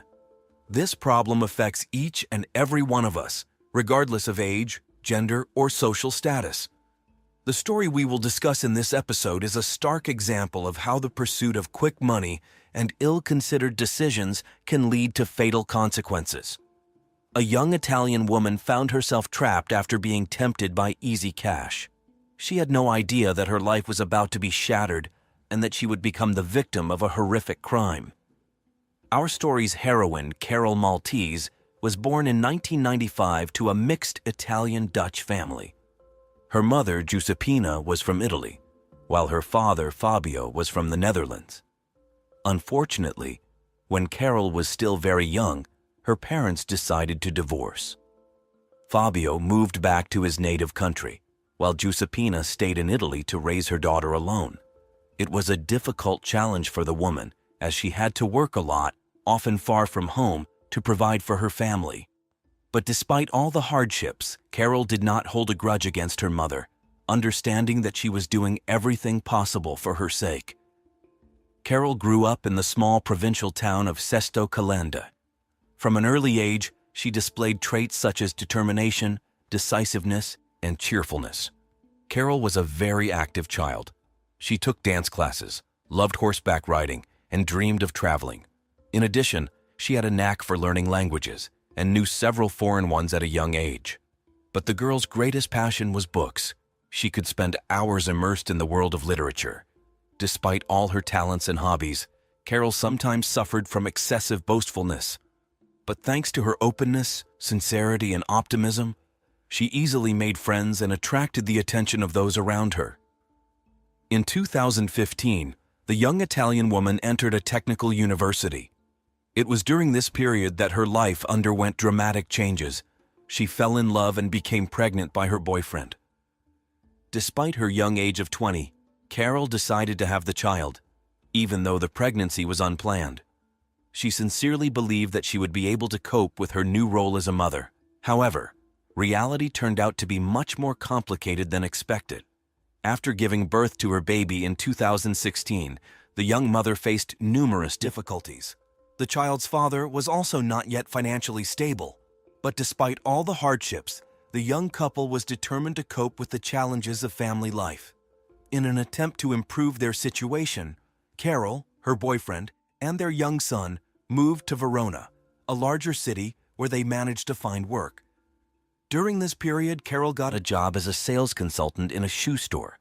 It seemed that life was gradually improving, and the young family, although not without difficulties, was coping with all the troubles. But already in 2019, another twist occurred in Carol's fate. She unexpectedly fell in love with another man and, for several months, led a double life until the truth was revealed. Her betrayed boyfriend, the father of her child, decided to end the relationship, and Carol herself, who had long dreamed of change, supported this decision. Carol sought to start a new life with her beloved, who was living with his parents at the time, so she decided to temporarily leave her son with his father to give herself time to adapt and find ways to ease their fate. In addition to her personal problems, during this period, Carol's mother was suffering from a neurodegenerative disease that was rapidly progressing. Carol tried to spend as much time with her as possible, but already in February 2020, the world was shaken by a pandemic that hit European countries particularly hard. Italians, including Carol, found themselves in a very difficult situation. The lockdown made it impossible to work, move freely, and live a normal life. Due to the forced isolation, Carol faced serious financial difficulties. She could not even send money for her son's upkeep. This situation pushed the young woman to search for new ways to earn money. At first, she tried to launch a YouTube channel where she would share her experience of surviving under severe restrictions. Carol hoped to make money from advertising, but she quickly realized that it was a long and unrewarding path that was unlikely to bring her significant funds. Then Carol turned her attention to the OnlyFans platform, which seemed much more promising. Under the pseudonym Charlotte Engel, she began experimenting with creating explicit photo and video content. The first attempts brought in decent money, so Carol continued this activity, gradually moving towards increasingly daring material. In fact, Carol enjoyed what she was doing on the OnlyFans platform. However, this industry also had a flip side. When the girl's entourage learned about her new activity, many friends decided to break off relations with her. Carol herself considered such behavior unfair and called it nothing but prejudice. She sincerely believed that the world of explicit content was a kind of art form, and that Italy was simply lagging behind other countries in terms of progressive thinking. For Carol, it was obvious that most people visit such sites and view photos and videos of a spicy nature anyway, so she saw nothing wrong with her job. Gradually, Carol gained considerable popularity on OnlyFans, and she began to be invited to shoot adult films. Carol agreed to such offers without any hesitation and even participated in relevant performances. In interviews, Carol explained that she did not plan to devote her entire life to this. She already had certain projects for the future, but for now she was enjoying what she was doing and saving money to make her dream come true. At the same time, Carol began to publish posts on social media filled with indignation. The judgmental attitude of others towards her new job forced her to talk about the psychological pressure and constant moral condemnation she faced because of her activity. Carol defended women's right to freely choose their field of employment. Despite understanding that her work was unconventional for most people, Carol felt that she was being undeservedly humiliated for her choice. But public condemnation was not the only problem the woman faced. Her new boyfriend, for whom she had divorced her child's father, also had a negative attitude towards her passion. The situation escalated, and eventually the couple decided to part ways. At the age of 25, Carol found herself at a crossroads again and moved to the small town of Riscaldino, a suburb of Milan with a population of about 15,000 inhabitants. Here she tried to break with her dubious activity and got a job in a perfume store. But soon Carol returned to filming and quit her new job. It was in Riscaldino that fate brought Carol together with 42-year-old Davide Fontana, a banker and a rather well-known personality. The man actively ran his own culinary pages on social media, where he shared his knowledge about the history of haute cuisine and demonstrated his own achievements in this field. In addition, David was passionate about high-tech and photography, not traditional photography, but explicit photo shoots. As it turned out, Fontana had been married for many years and had a stable, loving relationship with his wife. But with the help of the internet, he realized another passion. He was looking for attractive girls who were willing to participate in spicy photo shoots. That's how he met Carol in November 2020. The man was enchanted by this girl, and soon a relationship developed between them. Despite the fact that Davide was married, he offered Carol sex for money, and she agreed. After some time in such a relationship, the banker realized that he had developed real feelings for his mistress. In March 2021, he confessed his infidelity to his wife and insisted on a divorce, exchanging a stable relationship for a fleeting affair with a young girl. At the same time, David deceived his wife by telling her that his new passion was named Deborah. Apparently, he was afraid that his wife would want to find Carol and take revenge on the family wrecker. One way or another, the couple began to live together, and their relationship became truly close. Davide helped Carol with the filming of explicit photos and videos, receiving a portion of her earnings in return. Carol turned into a celebrity in this industry and began to receive contracts from other countries. Her boyfriend knew that she was filming adult movies where she had sex with other men and participated in public performances. However, he seemed not to be bothered by this. But in reality, David was quite a jealous man, although this did not extend to Carol's work. Sometime after the beginning of their relationship, Carol's ex-boyfriend approached her and suggested renewing their connection. When Fontana found out about this, he became enraged. He was afraid that the young beauty would leave him for a guy her age, so he decided to take action. The man repeatedly called his rival and threatened him, even though Carol herself had refused her ex. David's jealousy reached its peak when he began to threaten Carol's ex-boyfriend, who tried to rekindle their relationship.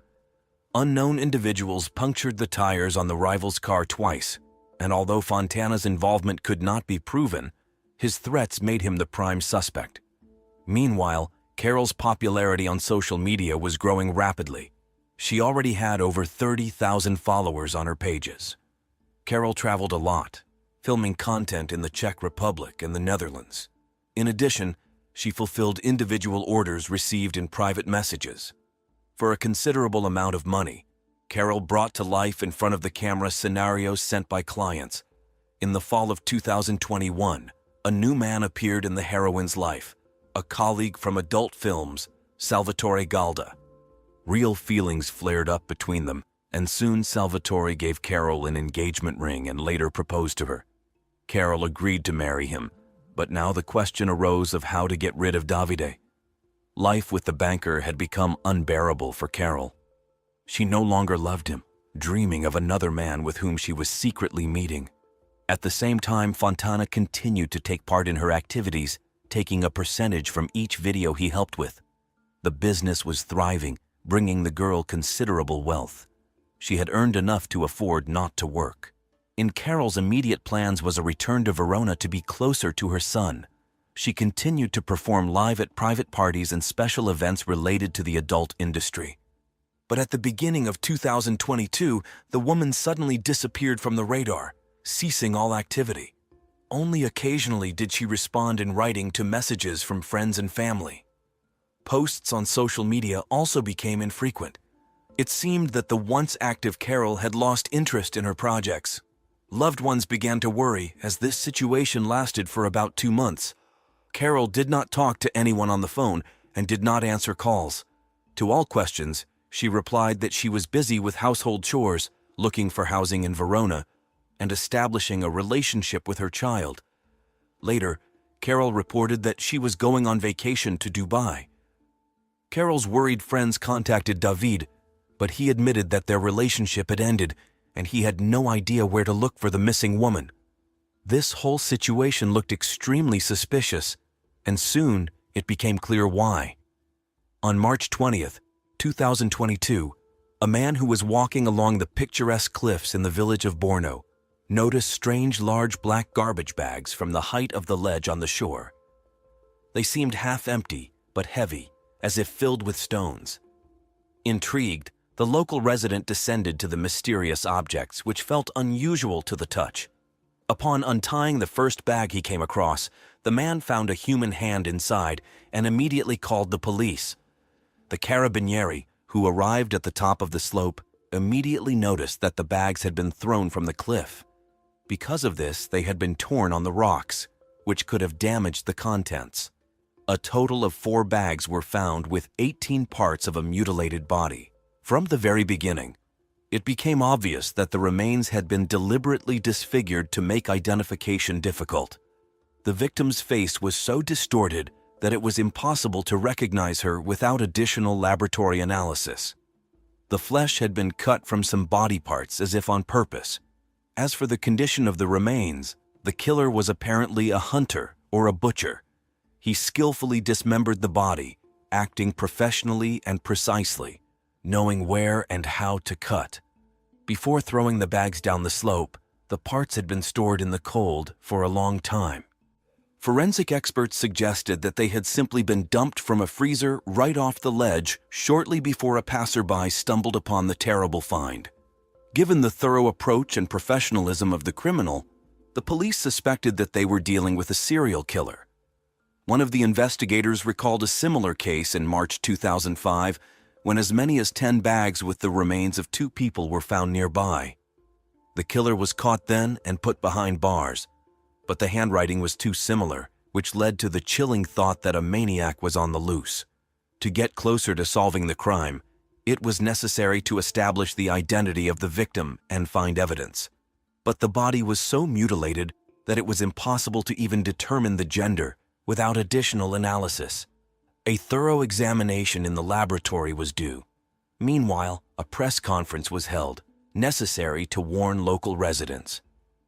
At that time, the carabinieri still did not know who the victim was.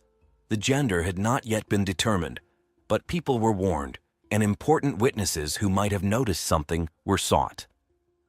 The cause of death also remained unknown. During this period, Forensic experts worked actively to provide answers to all these questions and delve into the gruesome details of the last minutes of the unidentified victim's life. Soon, they found out that they were dealing with a young woman about 155 centimeters tall with dark hair. Her nails were covered with purple nail polish, and several tattoos were found on her skin, 11 in total. But most of them turned out to be deliberately damaged by the killer. It seemed that attempts had been made to erase them, cut them off or tear them off along with the skin.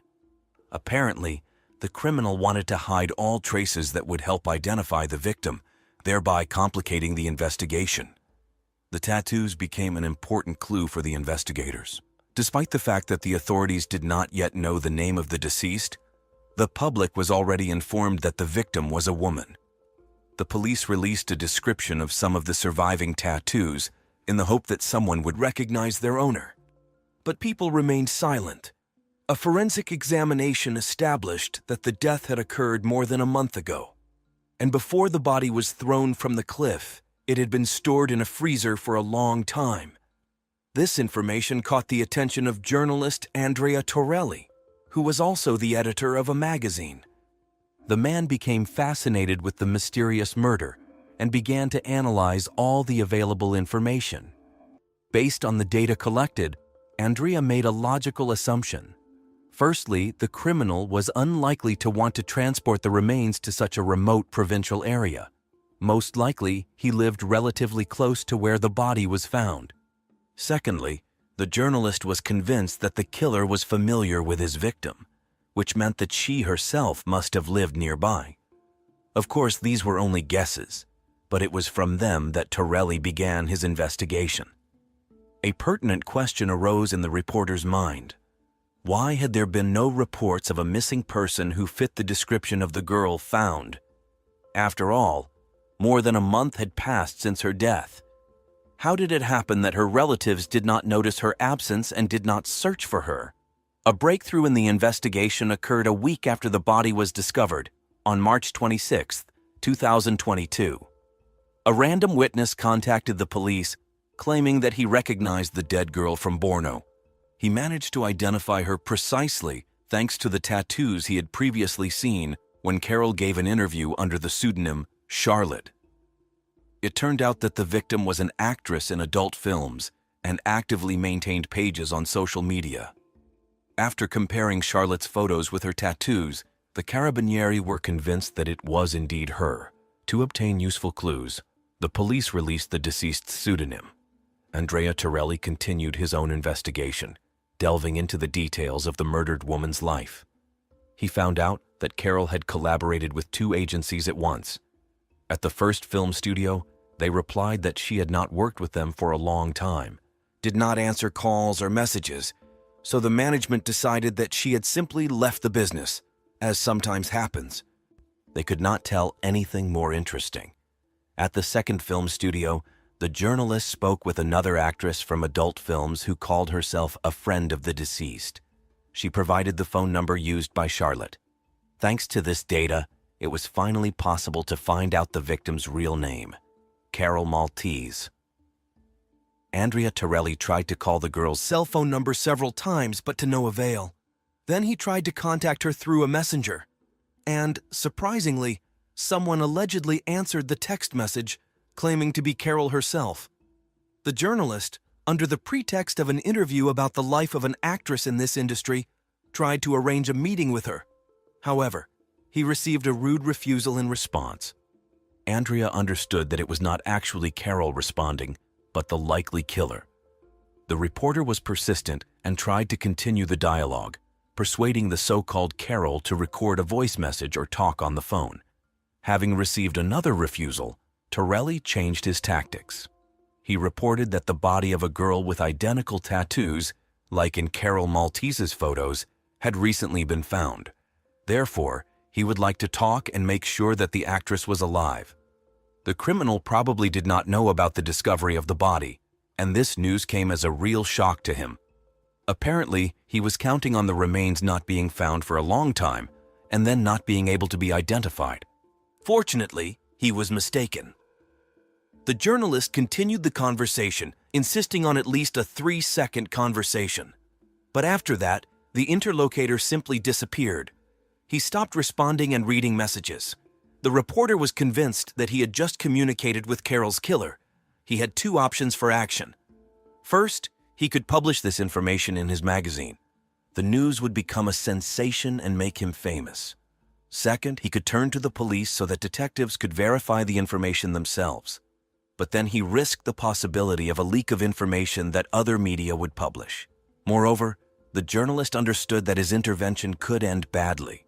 After all, now the killer was aware that he was being sought, and therefore could try to flee to another country, hide somewhere in Italy, or resort to radical measures, take his own life. Despite all the risks and potential harm he could cause to the investigation, Andrea could also move it forward, and he did the right thing by first contacting the police. On the 27th, Torelli went to the police station and handed over the collected information to the Carabinieri.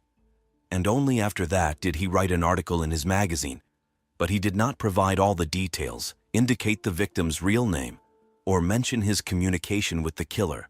However, even such an article had the effect of a bomb exploding. After talking with Andrea, the criminal was already on guard. He began to monitor the news, so he quickly realized that the investigation was progressing and approaching him. Gripped by panic, he decided to report the girl's disappearance to the police, apparently to deflect suspicion from himself. On the day the article was published, Davide Fontana and Carol's fiancé named Salvatore came to the police station together. They filed a missing person report for the girl. They were immediately invited into an office for questioning, which lasted until 4 o'clock the next morning. On March 28th, official publications from other media appeared in newspapers stating that DNA examination had confirmed the identity of the deceased. It was Carol Maltese. And the very next day, March 29th at 7:15 a.m., the Carabinieri again appealed to the public through the mass media. They reported that a 43-year-old man had been detained on suspicion of premeditated murder with aggravating circumstances. It turned out to be Davide Fontana, who had been nervous and confused in his testimony from the very beginning of the interrogation. At first, he claimed that he had not seen the girl for 2 years, but this, of course, was not true. In addition, it did not explain why the man decided to report the disappearance just a few days after her body was found. The investigators quickly managed to break the main suspect. Under pressure, Davide began to talk. According to him, on January 11th, he and Carol were filming a video commissioned by one of the fans of her work. The man admitted that it was a much more extreme recording than the ones the couple had made before. The customer asked to put a bag over Carol's head, tie her up, tape her mouth shut, and also beat her and hit her on the head with a hammer several times in the process. According to the script, Davide was supposed to torture the actress, and she voluntarily agreed to this. So the man started the actions on record. He dealt several blows to the head with a hammer and also beat the tied-up girl for a long time. When it was finally over and David removed the bag, it turned out that Carol was dying. She was still twitching in her death throes, so the killer, according to him, was worried that Carol was continuing to suffer. Allegedly wanting to relieve her from suffering, he took a kitchen knife and cut her throat out of mercy.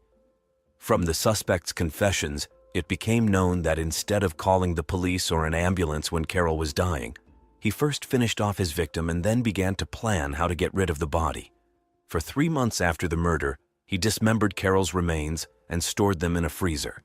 At the same time, the man used the murdered woman's cell phone, communicating with her relatives and friends through social networks and messengers. In this way, he maintained contact and created the illusion that Carol was alive. The criminal's testimony was confused and fragmentary. He often got confused and changed some details of the story. His entire story looked doubtful, and everything required careful verification. In the end, the detectives managed to recreate an approximate picture of what had happened. As it turned out, Carol really wanted to move to Verona to be closer to her son. Here, Carol planned to gradually end her career in the dubious industry. She no longer wished to take part in it, and strove to become an ordinary person. Carol intended to marry her boyfriend Salvatore. On January 8, 2022, she performed at the club for the last time, and on the 11th, she was going to shoot a commissioned video with Davide for the last time. The investigation established that the order came from a fake account created by the banker himself. In it, he described in detail the perverse video that Carol was supposed to shoot. The scene included tying up, taping the mouth shut, a bag over the head, beating, and a blow to the head with a hammer. During the process, the man was supposed to find out the password to the girl's cell phone from her.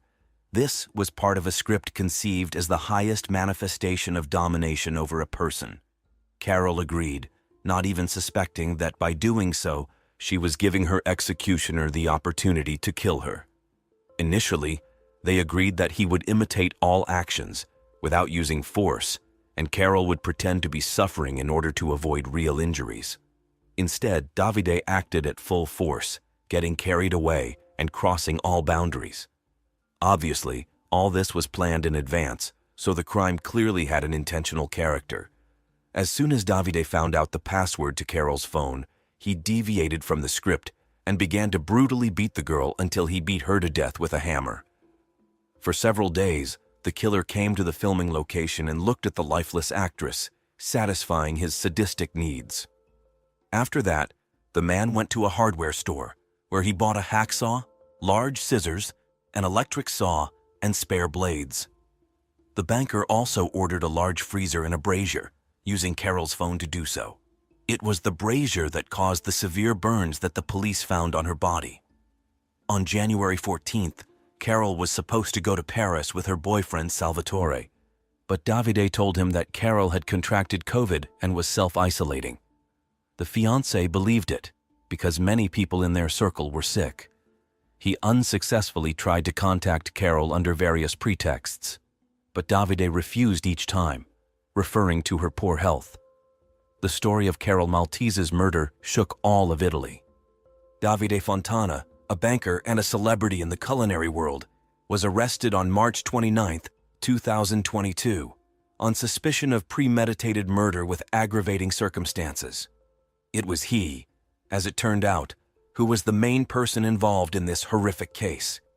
Strangely, for 2 months, none of the girl's relatives or loved ones tried to get into Davide's dwelling to find out what had actually happened to Carol.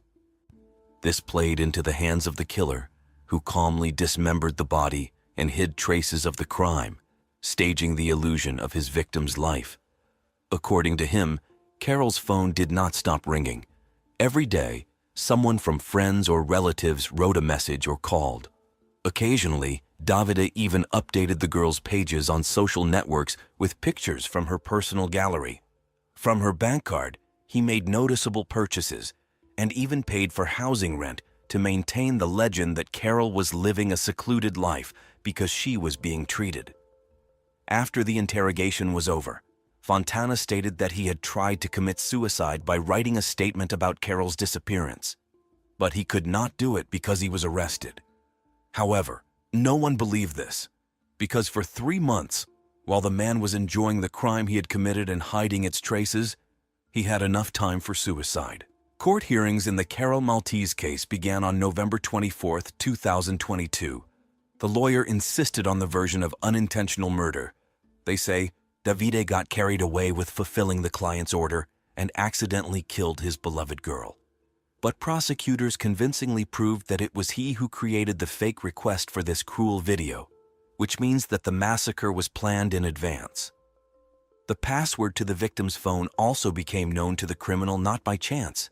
He wanted to buy time by responding on behalf of Carol and deceiving her loved ones in order to have time to get rid of the body. The prosecution believed that the motive for the crime could be jealousy or greed. Carol's relationship with Salvatore was developing rapidly.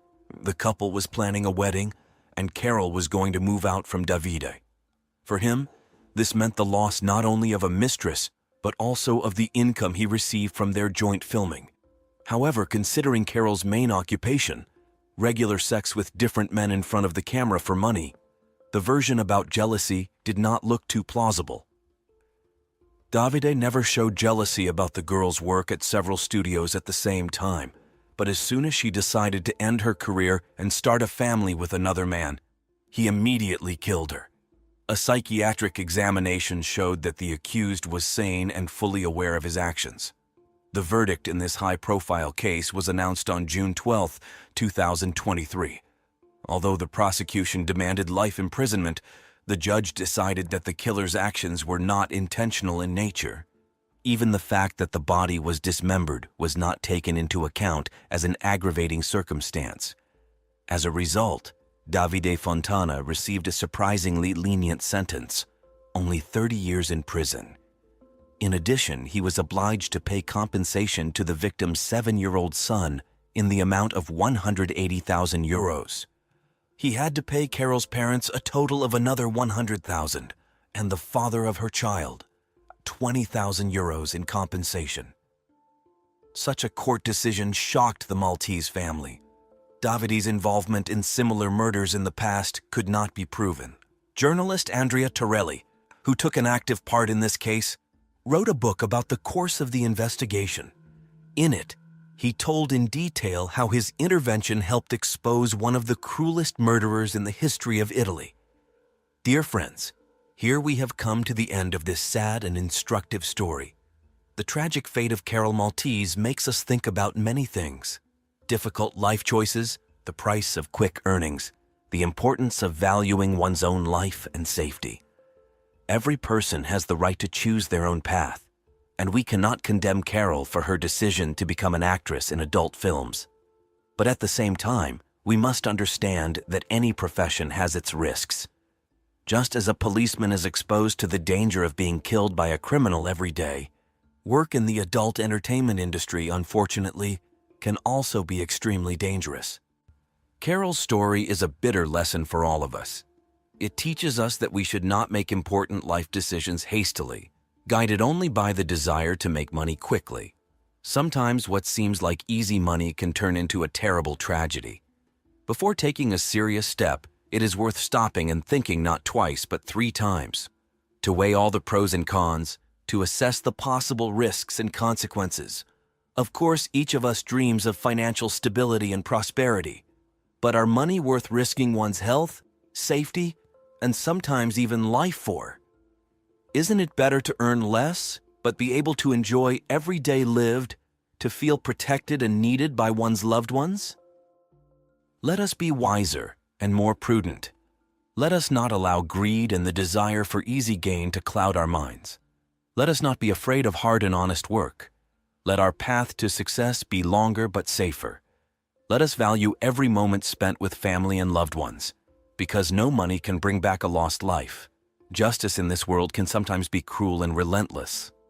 Davide Fontana, Carol's killer, received only 30 years in prison. Too lenient a punishment for such a terrible crime.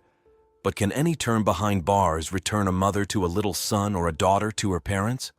If only it were possible to turn back time and convince Carol not to take that fatal step. But what happened, happened. Now we can only learn important lessons from this tragedy and live on, not repeating others' mistakes. Let Carol's death be a reminder to each of us. Life is priceless and fragile, so cherish it and do not subject it to unjustified risk. In conclusion, I want to address all of you, dear viewers. Thank you for being here throughout this difficult story. I know that sometimes it was painful and scary for you, but you found the strength to listen to Carol's story to the end. I hope it did not leave you indifferent and prompted you to take a fresh look at some things. And most importantly, take care of yourselves, my dear friends. Value each new day spent in the circle of family and loved ones. Do not risk your lives for the sake of illusory promises of quick enrichment. Remember that there are things incomparably more important than money: your health, your dreams, your feelings. The events of December 29, 2017, which took place in an apartment on Macmillan Drive in Oshawa, Ontario, Canada. The caller, a plumber named Sean Ferridan, made a chilling discovery: pieces of human flesh clogging the sewer pipes. Further investigation led law enforcement to the doorstep of 45-year-old Adam Strong, who lived in the apartment below. To everyone's great surprise, Strong immediately confessed that he was storing human remains in his freezer. But this was just the tip of the iceberg in this complex and horrifying story. The roots of this tragedy run much deeper and require careful examination to determine to whom these remains belonged and how they ended up in the bathroom sewer. The year 2017 brought a horrific crime to the city of Oshawa that shook the entire country. On September 11th, a disturbing discovery was made in Lake Ontario near the shore of Oshawa. A 5-year-old boy fishing with his grandfather spotted human torsos in the water. Law enforcement immediately arrived at the scene, retrieved the remains from the water, and launched an investigation. Despite extensive searches involving divers, no other body parts were found. The autopsies showed that the torsos belonged to a woman, but the exact cause of death could not be determined. However, the nature of the injuries indicated a violent death. The absence of the head made it extremely difficult to identify the victim, so DNA analysis was the only way. And only on November 9, 2017, 2 months after the terrible discovery, the bitter truth was revealed. The torsos belonged to 18-year-old Rory H., a pregnant Oshawa resident who had gone missing at the end of August of the same year. Rory H. was born on July 9, 1999, and was the favorite of her mother, Shannon Dion.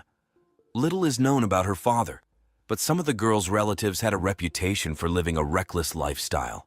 Her grandfather, Bernard, a former biker, gangster, and boxer, was widely known as the founder and leader of the motorcycle club Satan's Choice. Rory's uncle, Harley, also belonged to the motorcycle club Hell's Angels. But despite these family ties, Rory's childhood was fairly quiet. She was described as a kind and smart girl. In addition to her mother, Rory had a very close relationship with her godmother and Shannon's best friend, Christy Melnick.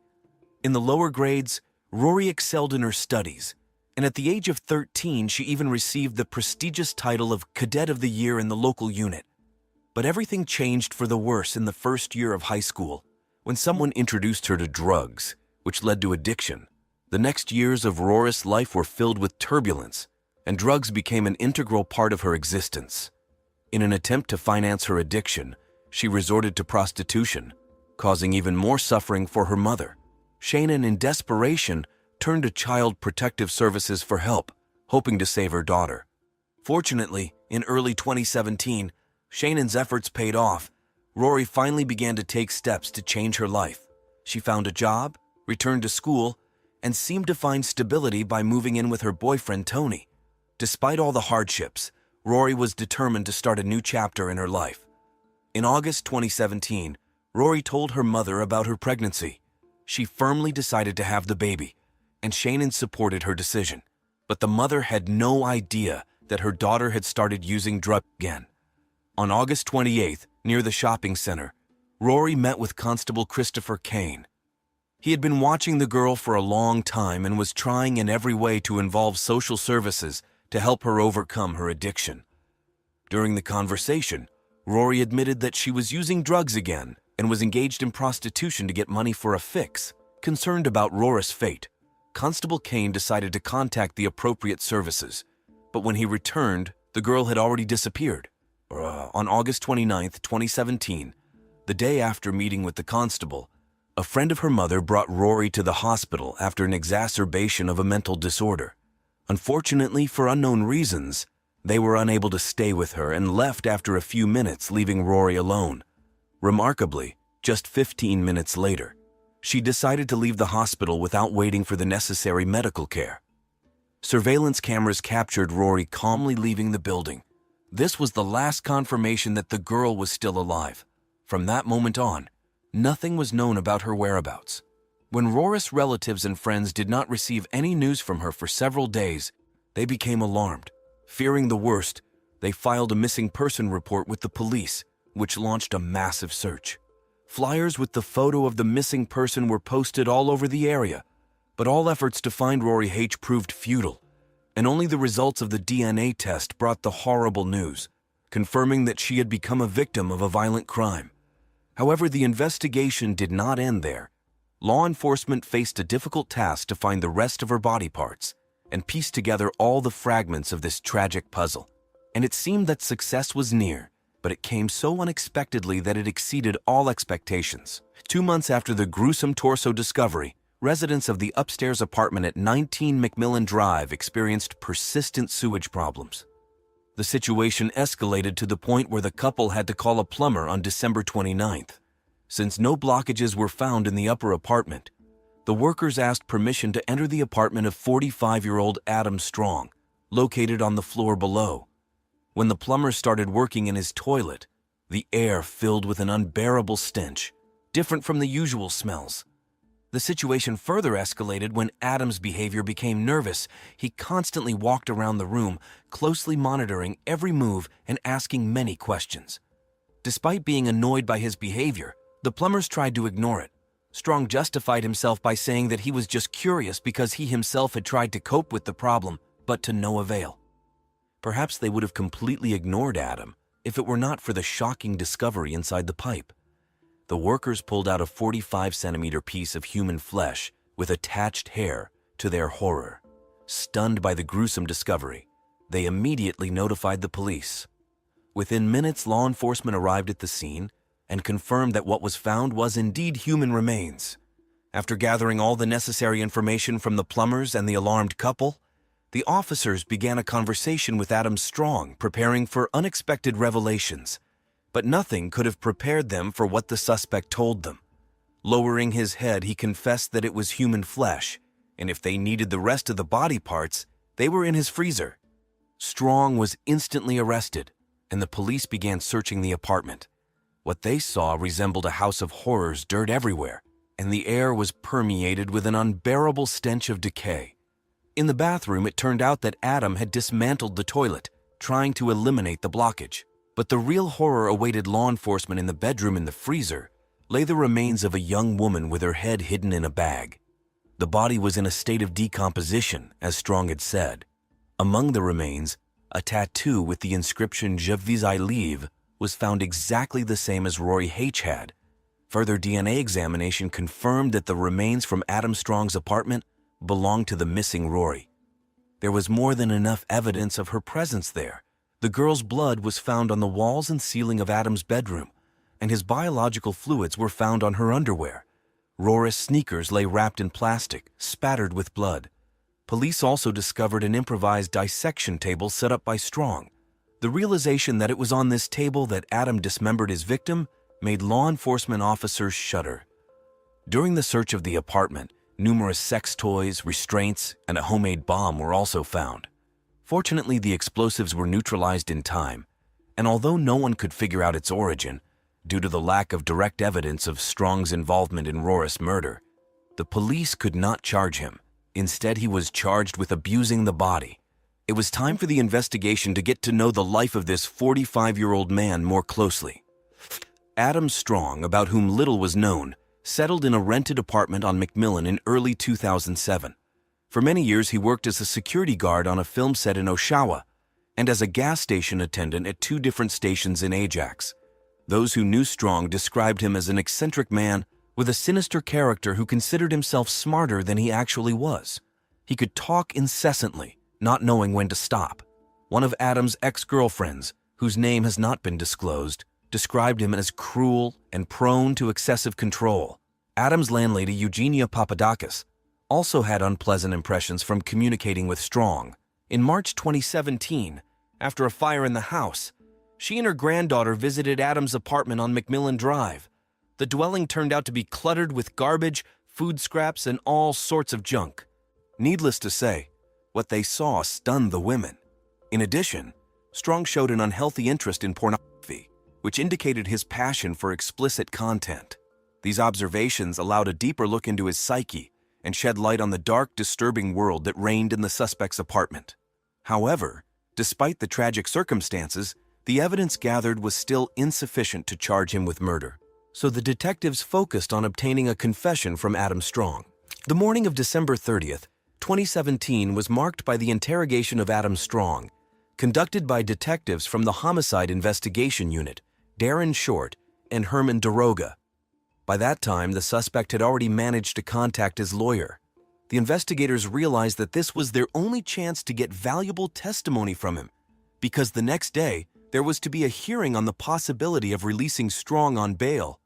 After that, It would be impossible to interrogate him without a court order. Time was running out, so the detectives had to get important information from Adam by any means necessary. Starting the interrogation, the investigators had no clear idea what to expect. Deep down, they hoped that Strong would be nervous, because he had finally been caught. So Adam, my name is Detective Short. Hello, Detective My first name is Darren. This is Detective Durego. And what's your name? Adam. Last name? Strong. Strong, okay. As of right now, what I want to tell you is the charge you're going to be facing right now is indignity to a body. Instead, they were faced with an imperturbable, collected man who showed outright indifference to his situation. But the biggest problem was getting him to talk about the events related to Rory Hotch. Adam's stubbornness was surprising, especially considering his previous confession about human remains in the freezer. Realizing that time was running out, the detectives decided to change tactics. They tried to touch Strong's emotions, hoping to awaken at least a drop of remorse or sympathy for the victim and her loved ones. However, all attempts by investigators to get the desired answers were shattered against a wall of evasions and changes of subject. How did you know Rory?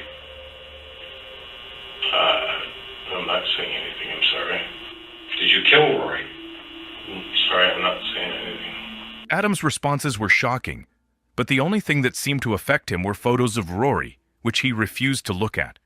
It was obvious that the suspect could no longer bear her gaze, and although the evidence gathered was quite enough to prove Rory H's presence in Adam's apartment, the ultimate goal of the detectives was to Uncover the truth about what happened and what led to the girl's tragic death. Unfortunately, Strong proved to be a tough nut to crack. No answers to questions about Rory. 2 hours later, it became obvious that the interrogation had reached a dead end. Adam's refusal to provide anything substantial raised more questions than answers. Having failed to succeed, the investigators reluctantly decided to stop the interrogation. What exactly brought Rory H and Adam Strong together remained a mystery. Fortunately for the detectives, the suspect was not released on bail, so he remained in custody.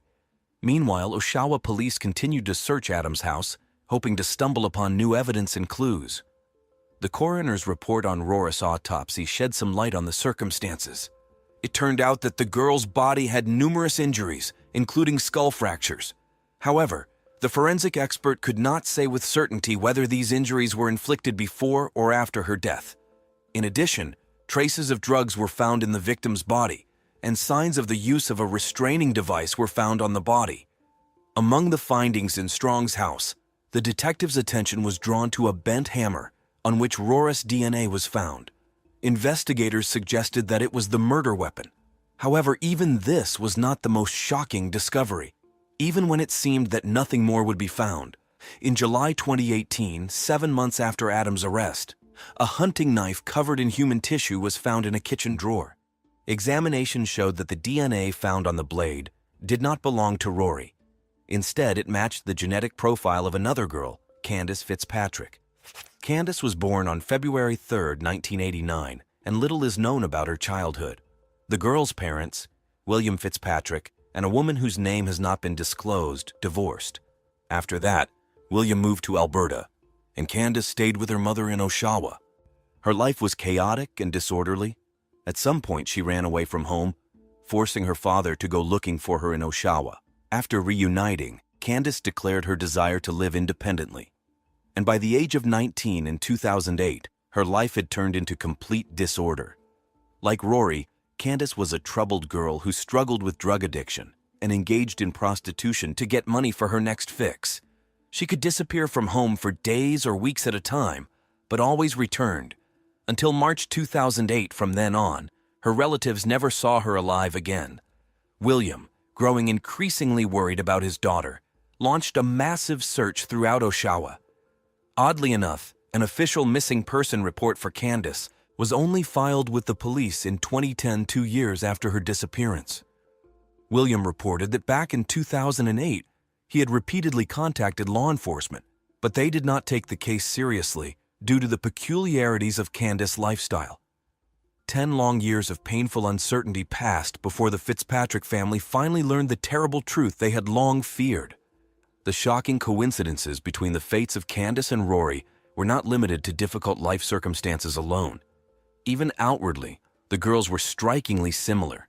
The cruel irony of fate is that despite the 10-year difference in their disappearances, both died at the hands of the same person. It is unbearable to realize that if Adam had been exposed after Candace's murder, Rory could have been alive. The remains of Candace Fitzpatrick still have not been found, and the solution to this chilling mystery is known only to one person. Investigators managed to convince the prosecutor to drop the initial charge against Adam Strong and reclassify it as a charge of first-degree murder of Rory Hatch and Candace Fitzpatrick. This gave detectives the opportunity to interrogate the suspect again. Realizing the importance and complexity of the case, the Oshawa police leadership involved Detective Paul Mitten in the investigation, a highly qualified and experienced investigator, known for his ability to unravel the most complicated crimes. On November 18, 2018, 11 months after the first interrogation, Adam Strong again found himself face-to-face with the investigation. This interrogation was to be decisive. To the surprise of Detective Paul Mitten, the suspect suddenly began voluntarily sharing information. Adam! How you doing? Good, you? Had better days. I understand I'm in a lot of trouble. Is there any way I can get a cigarette? What are you gonna hankering for? Wendy's triple? Yeah, that's doable. No pickles? Iced tea, no ice? Two, their value, spicy chicken wraps, and a grilled chicken Caesar salad. Okay. Is that outrageous? No, that's doable. I don't know how appropriate this is, but I'd like you to pass on to her mother and her father my condolences. I would like to, and I've fielded this to my lawyer, and he's not interested in it, and I don't understand why, of spilling the beans and being as comfortable as I can in jail. Not like $100,000 like Picton, but like an allowance. I don't know. Like internet access, like a TV. Like I don't have anybody who's gonna buy me a TV. She's definitely deceased. Yes. Yes. And you clearly have said, I disposed of her. Yes. Yes. Tried to, but unfortunately was foiled by inadequate plumbing. Yep. And that's a freaking shame. Not for me. For me. Yeah, for you. Yeah. You sound really selfish when you say that. Sorry. I don't expect to get out of jail free card. I don't. I just want to be comfortable in jail, man. Okay. I didn't feel it. I'm really sorry. Obviously, hours leading into a couple of days, I would imagine. No, it was all done in one evening. Oh, really? Oh, yeah. Like this was all one piece, and then this was all one piece. I couldn't. Yeah. Really? Sorry, man. I don't remember. Really? Yeah, it wasn't important to me, man. I hope one day the light bulb goes off for you. Not that you're fine remorse, but just for you to realize you could help some people feel better. Yeah. Adam was convinced that their conversation would be limited exclusively to the topic of dismemberment of bodies. He did not even suspect that his own careless confessions and slips of the tongue would allow investigators to draw key conclusions about the entire chronology of events related to the horrific crimes. The interrogation lasted 10 grueling hours and ended only when Detective Mitten felt he had obtained all the necessary testimony. Is it safe to assume as an investigator that Candace is I can't go into that. similar? I can't go into that. How did you meet Candace? You know what? So long ago, I have no idea.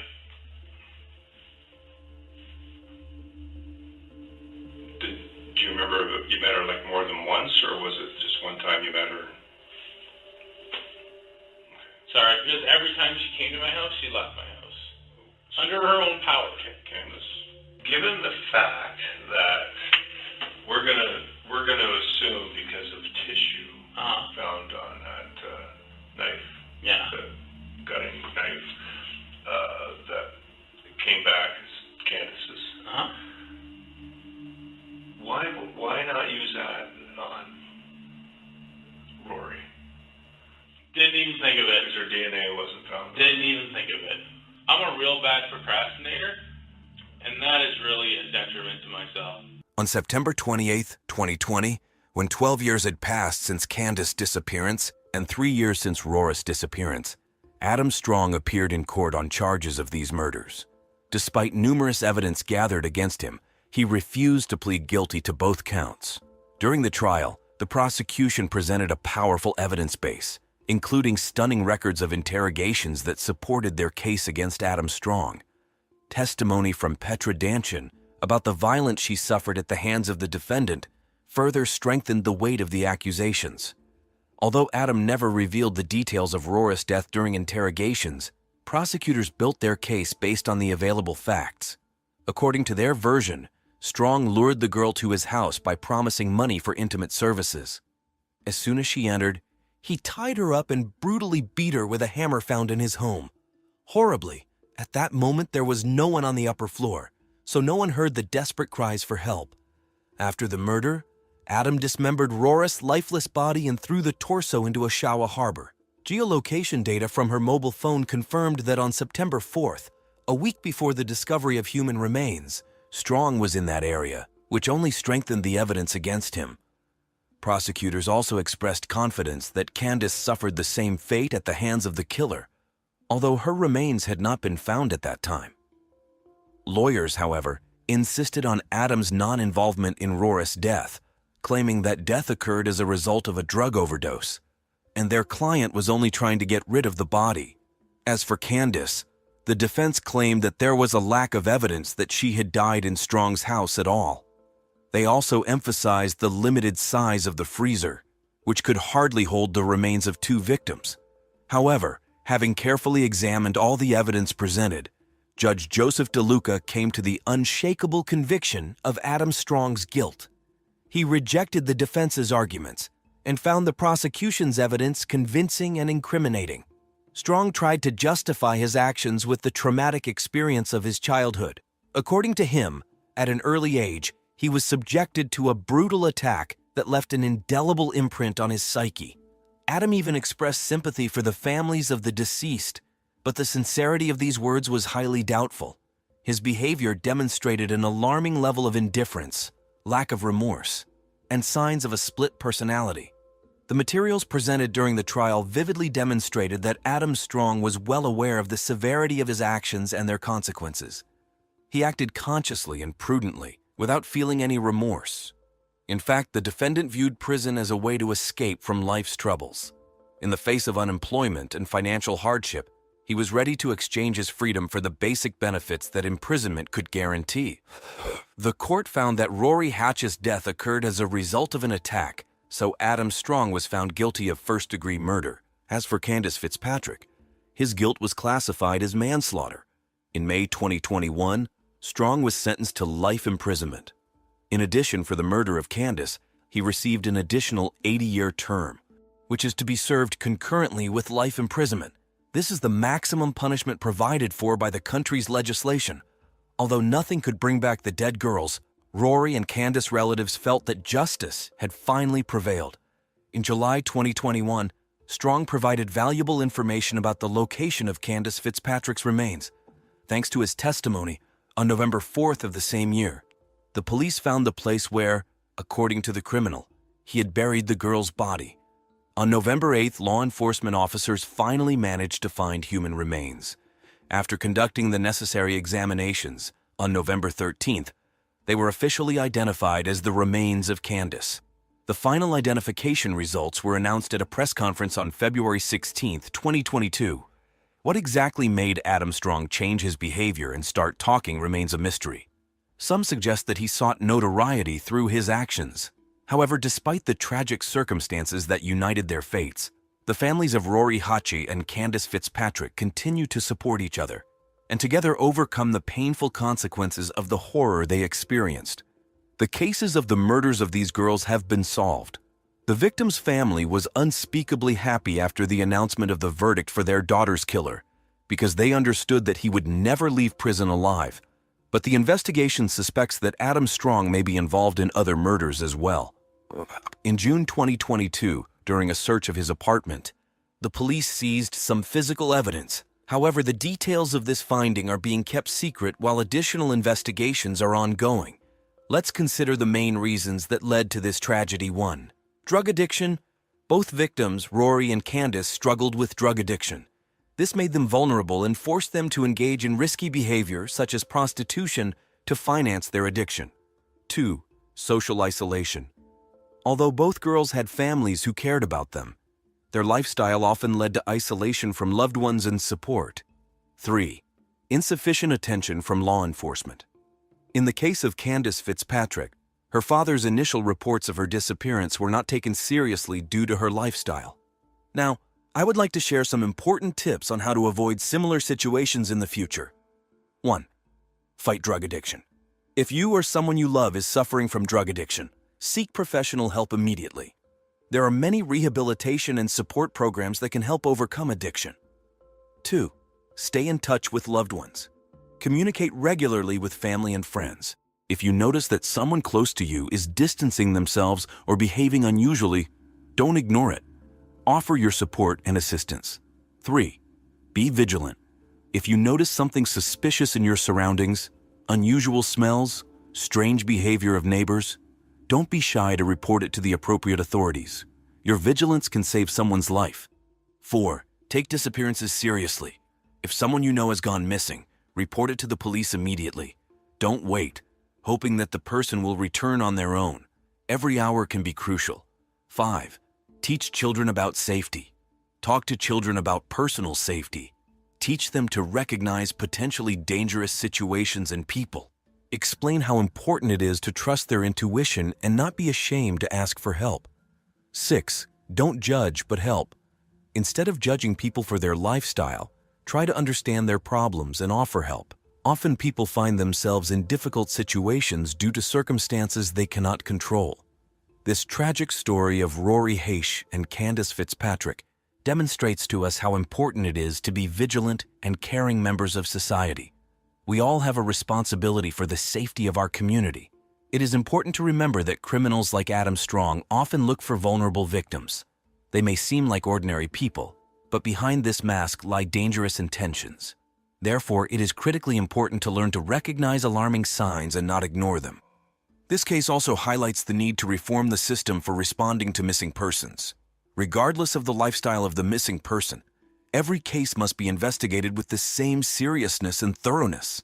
Perhaps if the police had responded more quickly to Candace's disappearance, the tragedy with Rory could have been prevented. Remember that safety is a shared responsibility. Each of us can contribute to creating a safer society. Be attentive to your surroundings, support those who need it, and don't be afraid to ask for help when you feel that something is wrong. It all began on February 10, 2004, when an event shook the small suburb of Altamont Springs in the state of Florida. A young girl and her boyfriend committed a horrific crime that shocked the local community with its brutality and cynicism. It involved the girl's father, a baseball bat, and a garbage container. Even after years of investigation, many details of this chilling act remain a mystery. Courtney Schulhoff, a young resident of Altamont Springs, found herself at the center of this gruesome story. A combination of youthful maximalism, immaturity, and a desire for revenge pushed her to commit a terrible crime, the murder of her own father. This case vividly demonstrates the tragic consequences that uncontrolled emotions and a lack of common sense can lead to. Altamont Springs, a cozy town with a population of about 40,000, is located in the heart of Florida, in Seminole County. Usually, it's a peaceful and safe place, ideal for family life and recreation. Its proximity to many tourist attractions makes Altamont Springs an attractive place to live.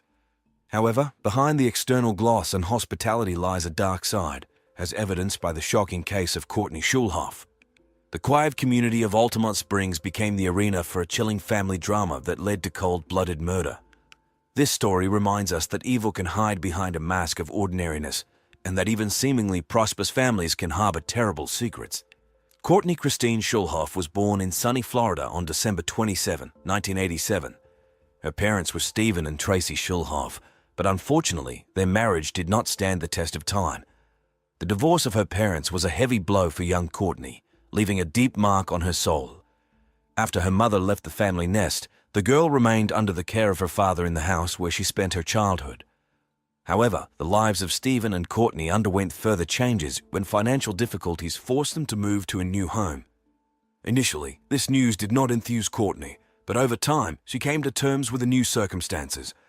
It seemed that life was gradually getting back on track, and the first few months in the new place were relatively calm. In 2003, Courtney was a student at Lyman High School. Once a diligent and successful student, after her parents' divorce, she began to rapidly lose interest in education. Skipping classes and indifference to grades turned the once promising student into an outsider. But changes were happening not only within the walls of the school.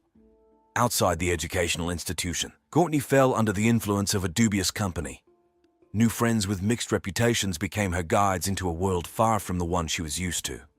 These acquaintances had a detrimental effect on the girl's personality, gradually changing her values and priorities. I have seen many similar stories. Parental divorce often becomes a trigger for problematic behavior in teenagers. A lack of attention, emotional instability, and a desire to be accepted in a new environment can push young people down the wrong path. However, even in the darkest times, there is always hope for change if the warning signs are recognized in time and a helping hand is extended. I could hardly believe my ears when I heard what happened next. Courtney's transformation was not limited to just her outward appearance. Her behavior became brazen and rebellious, challenging everyone around her. Naturally, the main blow was taken by her father, who embodied the main authority in the girl's life. Fierce conflicts erupted between them, fueling the fire of hostility and misunderstanding. The tension reached its peak when Courtney decided to temporarily move in with her mother, Tracy, seeking refuge from her father's control. However, this step proved to be short-lived. Tracy quickly realized that she was not ready to accept the new version of her daughter with all her problems and challenges. So, having no other choice, Stephen was forced to open the doors of his home to his prodigal daughter once again. Courtney's return home brought no relief. On the contrary, old problems flared up with renewed vigor, especially the issue of school attendance. The girl skipped classes more and more often, seeking solace in the company of her dubious friends. One of their favorite meeting places was the running track located near Lyman High School. It was here that fate brought Courtney together with Michael, a 20-year-old college student. A spark ignited between them, quickly growing into a passionate romance. It seemed that in Michael's arms, the girl found what she had been missing: so much understanding, support, and a sense of her own significance. However, would this meeting become a lifeline for Courtney, or, on the contrary, further entangle her in the web of problems? I have seen more than once how young people, finding themselves at a crossroads, seek salvation in romantic relationships. However, this is often just an illusion that hides the true roots of the problem. Without proper attention and help from loved ones, such connections can become a catalyst for even greater upheavals and dramas. Michael Morin, Courtney's new chosen one, seemed to be the complete opposite of the girl. A former high school football player, he demonstrated remarkable success in his studies, regularly receiving the highest grades. After entering a nearby college, Michael continued to follow the right path, meeting the expectations of his parents. However, meeting Courtney became a turning point in his life. Several weeks of intense communication turned their relationship into something more than just a teenage infatuation. Michael and Courtney became inseparable, spending every free moment together. Their obsession with each other overshadowed everything else, and soon Courtney practically stopped attending school, finally putting an end to her education. The news that his daughter had unofficially dropped out of school came as a real shock to Stephen Schulhoff. As a father who constantly fought with Courtney over her poor academic performance, he immediately saw the root of the problem in Michael. From the very beginning, a strong tension arose between them, which only exacerbated Courtney's already difficult relationship with her father. The girl perceived her father's dissatisfaction as an unwillingness to see her happy. Time and again, she tried to convince Stephen that Michael was a good person worthy of his trust. But the man remained adamant, as rumors had reached him about the young man's dark past associated with car theft. Stephen sincerely sought to warn his daughter against rash steps, but his words only met with a deaf wall of misunderstanding and stubbornness. I have witnessed similar situations more than once. Youthful infatuation often clouds the mind, causing young people to ignore the voice of reason and the advice of their elders. However, it is at such moments that it is extremely important to find the right approach so as not to push the child away, but to help them see reality. Unfortunately, in the case of Courtney and Stephen, it seems it was already too late for compromises. I was stunned when I learned about the unexpected twist in this story. The conflict between Courtney and her father Stephen reached a boiling point. The girl began to openly accuse him of abuse, and unfortunately, there were some grounds for this. One time, the situation spiraled out of control when Courtney invited friends over, including Michael. Stephen, returning home earlier than expected, caught them smoking and drinking alcohol. The enraged father burst into the room where the improvised party was taking place. Not holding back his emotions, he began to reproach his daughter for arranging a get-together without his permission. Screams and accusations filled the space, and eventually, in front of Courtney's friends, Stephen slapped her across the face. This moment became a turning point, as now the girl had real evidence of physical abuse by her father. Despite the seriousness of the situation, neither Courtney nor Stephen took any steps to resolve it. Instead, their relationship continued to plummet into an abyss of mutual resentment and disrespect. Although the girl had dropped out of school, she refused to look for a job. Instead, she used her father's credit card without permission, buying expensive clothes and things online. Courtney would bring home boxes of new purchases, disregarding Stephen's worsening financial situation. I have seen many similar situations where family conflicts reach a critical point. A lack of mutual understanding, an unwillingness to compromise, and the selfish actions of each party only intensify the tension. In the case of Courtney and Stephen, it seemed that they found themselves in an enchanted circle of mutual claims and grievances from which there was no way out. However, even in the most difficult situations, there is always a chance for reconciliation if both parties are willing to take a step towards each other. Perhaps if Stephen and Courtney had found the strength to sit down at the negotiating table, listen to each other, and try to find common ground, they could have avoided the tragic consequences. But unfortunately, they chose a different path, the path of confrontation and escalation of the conflict. The next fragment of this story made me hold my breath. Despite the escalation of the conflict, Courtney continued to act against her father's will. For several months, she secretly invited Michael to their home for overnight stays while Stephen was asleep. Even after her father categorically forbade her from seeing the young man, the girl found ways to circumvent this restriction. Instead of sneaking out to meet him, she openly brought Michael home whenever she pleased. Every conversation between Courtney and Stephen turned into a battlefield. The father did not spare harsh words towards his daughter and her chosen one, which only deepened the gulf between them. Over time, the situation became increasingly unmanageable, and it seemed that reconciliation was no longer possible. But one day, Stephen took an unexpected step. Upon opening his checkbook, he noticed that several pages were missing. Without hesitation, the man called the police and filed a report against his own daughter, hoping it would be a harsh lesson for her. After talking to the investigator, Courtney returned home, feeling a new level of fear towards her father. From now on, she perceived him not just as a strict and cruel authority figure, but as a real threat to her well-being. Personally, I have witnessed similar family dramas more than once. Conflicts between parents and children, especially during the teenage years, can be extremely exhausting and destructive. However, involving law enforcement in resolving family problems is always a last resort. Often, it only worsens the situation, undermining trust and creating an atmosphere of fear and mistrust. In the case of Courtney and Stephen, it seems all chances for a peaceful resolution of the conflict were lost. Instead of trying to find common ground, they chose the path of escalating the confrontation. By filing a report against his daughter, the father crossed a line after which a return to normal relations became practically impossible. The fear and resentment that gripped Courtney only fueled her desire to break free from Stephen's control at any cost. What happened next seemed unbelievable, but it was the truth. Courtney, consumed by fear and despair, was ready to do anything to get rid of the threat her father posed. But life made its own adjustments, further complicating the already tense situation. At the end of 2003, Stephen began dating a woman named Elaine. The details of their acquaintance remained a secret, but the very fact of her father's new relationship added fuel to the conflict.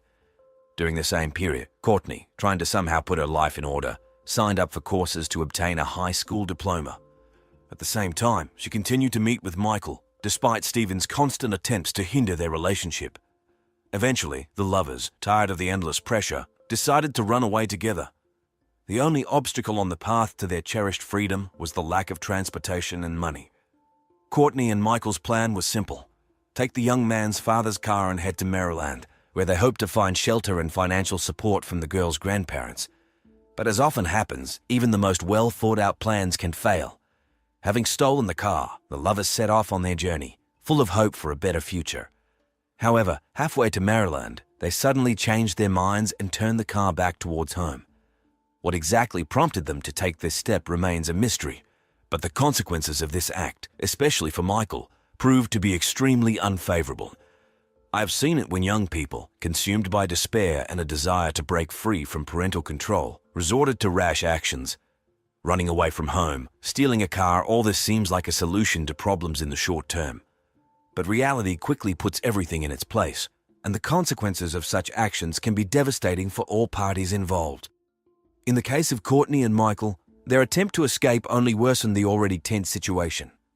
Instead of finding freedom and understanding, they found themselves facing new challenges and threats, and although the reasons for their sudden decision to return home remain unknown, it can be assumed that fear of uncertainty and awareness of the real consequences of their actions played a significant role in this choice. What I learned next turned this case into a real labyrinth of secrets and mysteries. Michael's parents, just like Stephen, decided to turn to the law to punish their son for stealing the car. The young man found himself behind bars, where he spent a long 70 days pondering his actions and future. After his release, Michael was given a probationary period, but this was only the beginning of his problems. The young man's parents, convinced that Courtney had a detrimental effect on their son, began to insist on ending the relationship. From the outside, it was obvious that Michael and Courtney's relationship was far from healthy and constructive.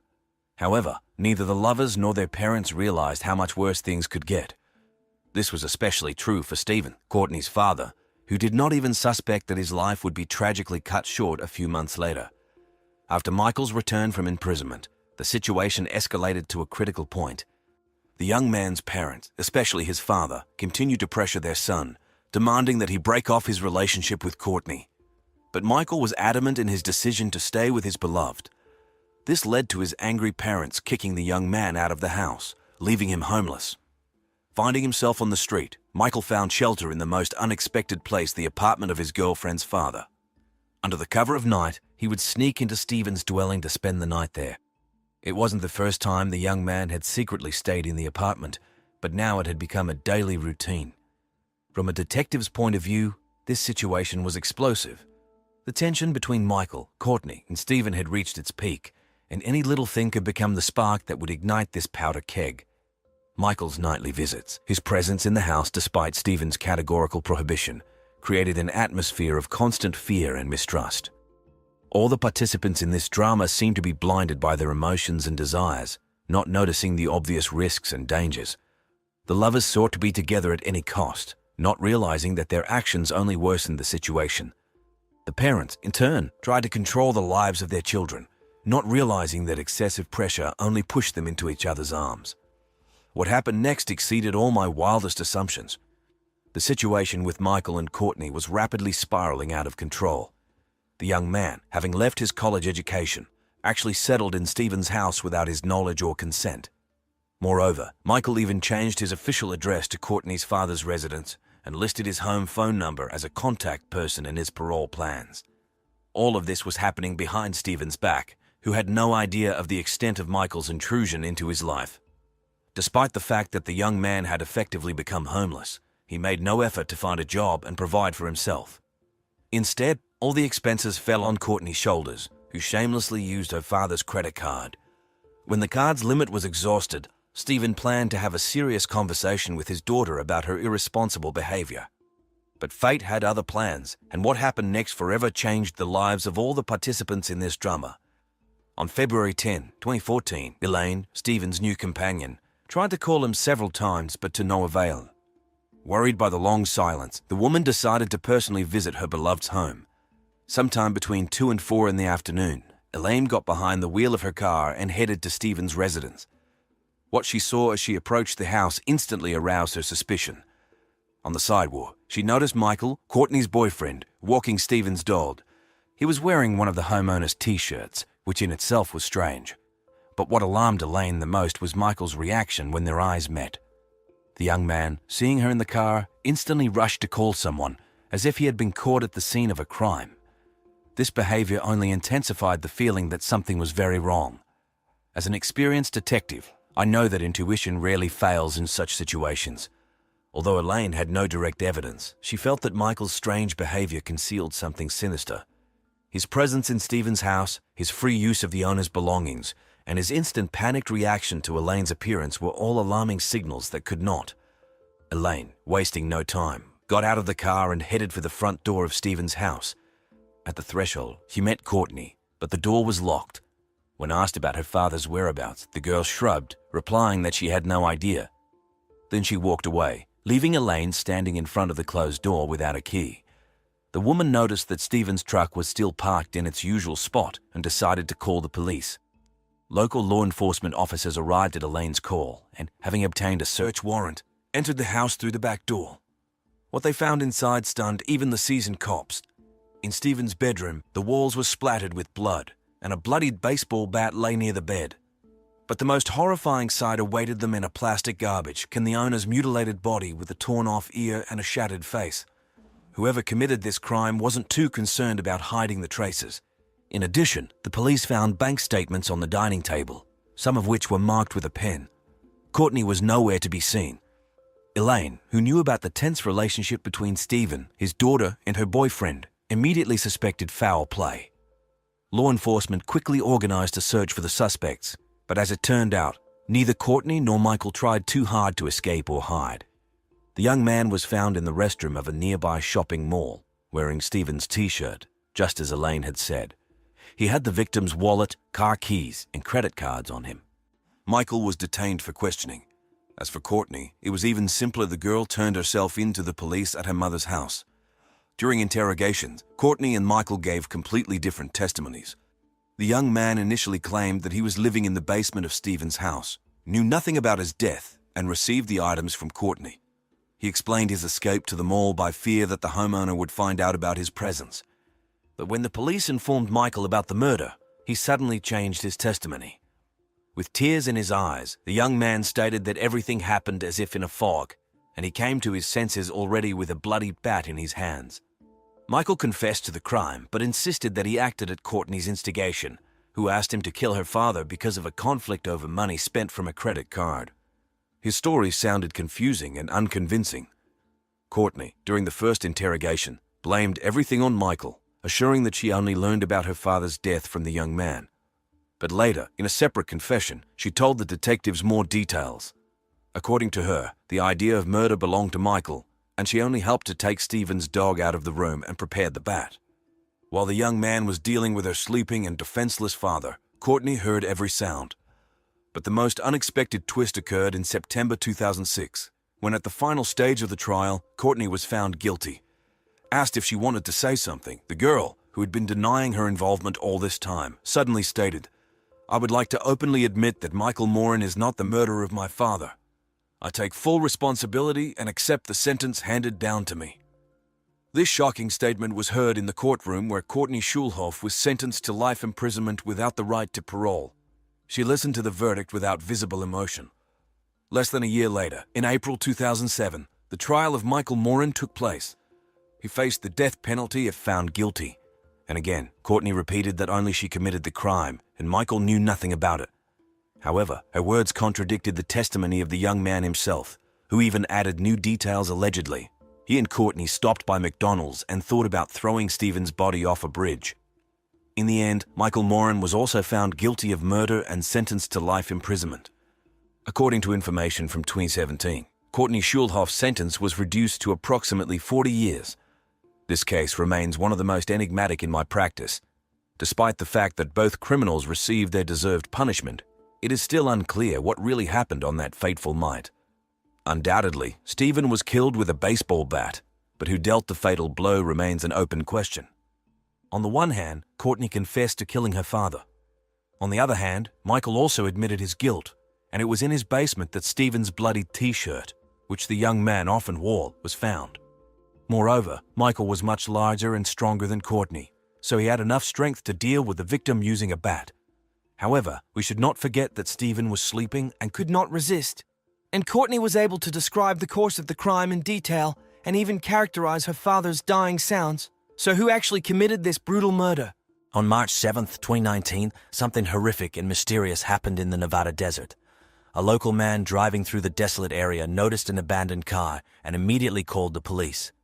When law enforcement arrived at the scene, They saw that the car's windows and doors were smashed, as if someone had tried to escape from the inside.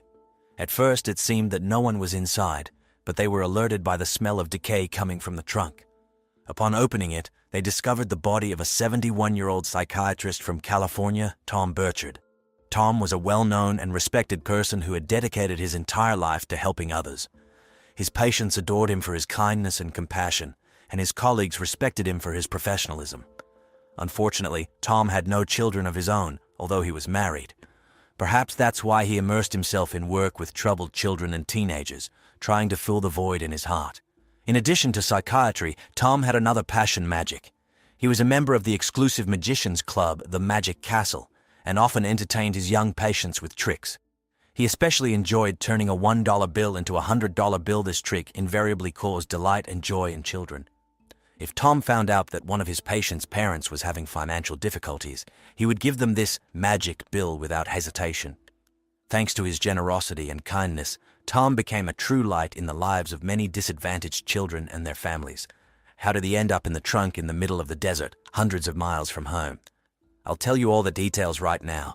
Burchard's patients were many women who found themselves in difficult life circumstances. Single mothers suffering from drug addiction or forced to sell their bodies to feed their children. Tom sincerely cared about their fates and often offered financial assistance, even though it might have seemed unethical from the point of view of his profession. But one day in December 2000, when Tom was 52, his own life turned upside down. How, of course, upside down because he was Trump's psychologist. Sorry, a bad joke. His wife found out that he was secretly communicating with young girls on the internet, meeting with them and giving them money. She immediately filed for divorce, suspecting her husband of infidelity and sexual relations with his patients. Tom denied any illegal actions and insisted that he was guided solely by the desire to help women in need. However, his reputation was tarnished, and his motives were incomprehensible to those around him. It seemed that at this point, Dr. Burchard's personal life had finally collapsed.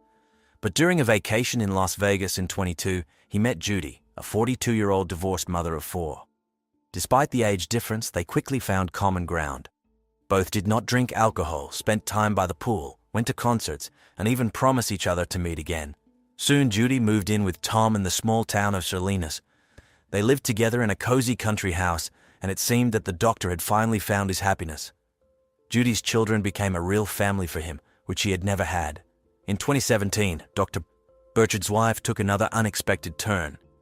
Through the internet, he met 24-year-old Kelsey Turner, a young and ambitious girl with a difficult fate.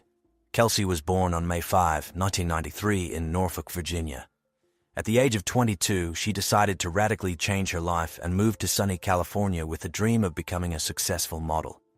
On social media, the girl created the image of a bad Barbie, a sexy and daring beauty who is not afraid to break the rules. It seemed that fate itself smiled upon Kelsey. She began posing for such famous men's magazines as Playboy and Maxim. Once, some of her photos from those days fell into my hands. I must admit, the girl was really stunning. A slender figure, lush white curls, a magnetic gaze. Men love such women. But as is often the case, a completely different reality was hidden behind the glossy cover. It turned out that despite her popularity on the internet, and Kelsey had over 100,000 subscribers, her modeling career never took off, and she already had 2 children from different men, a boy and a girl.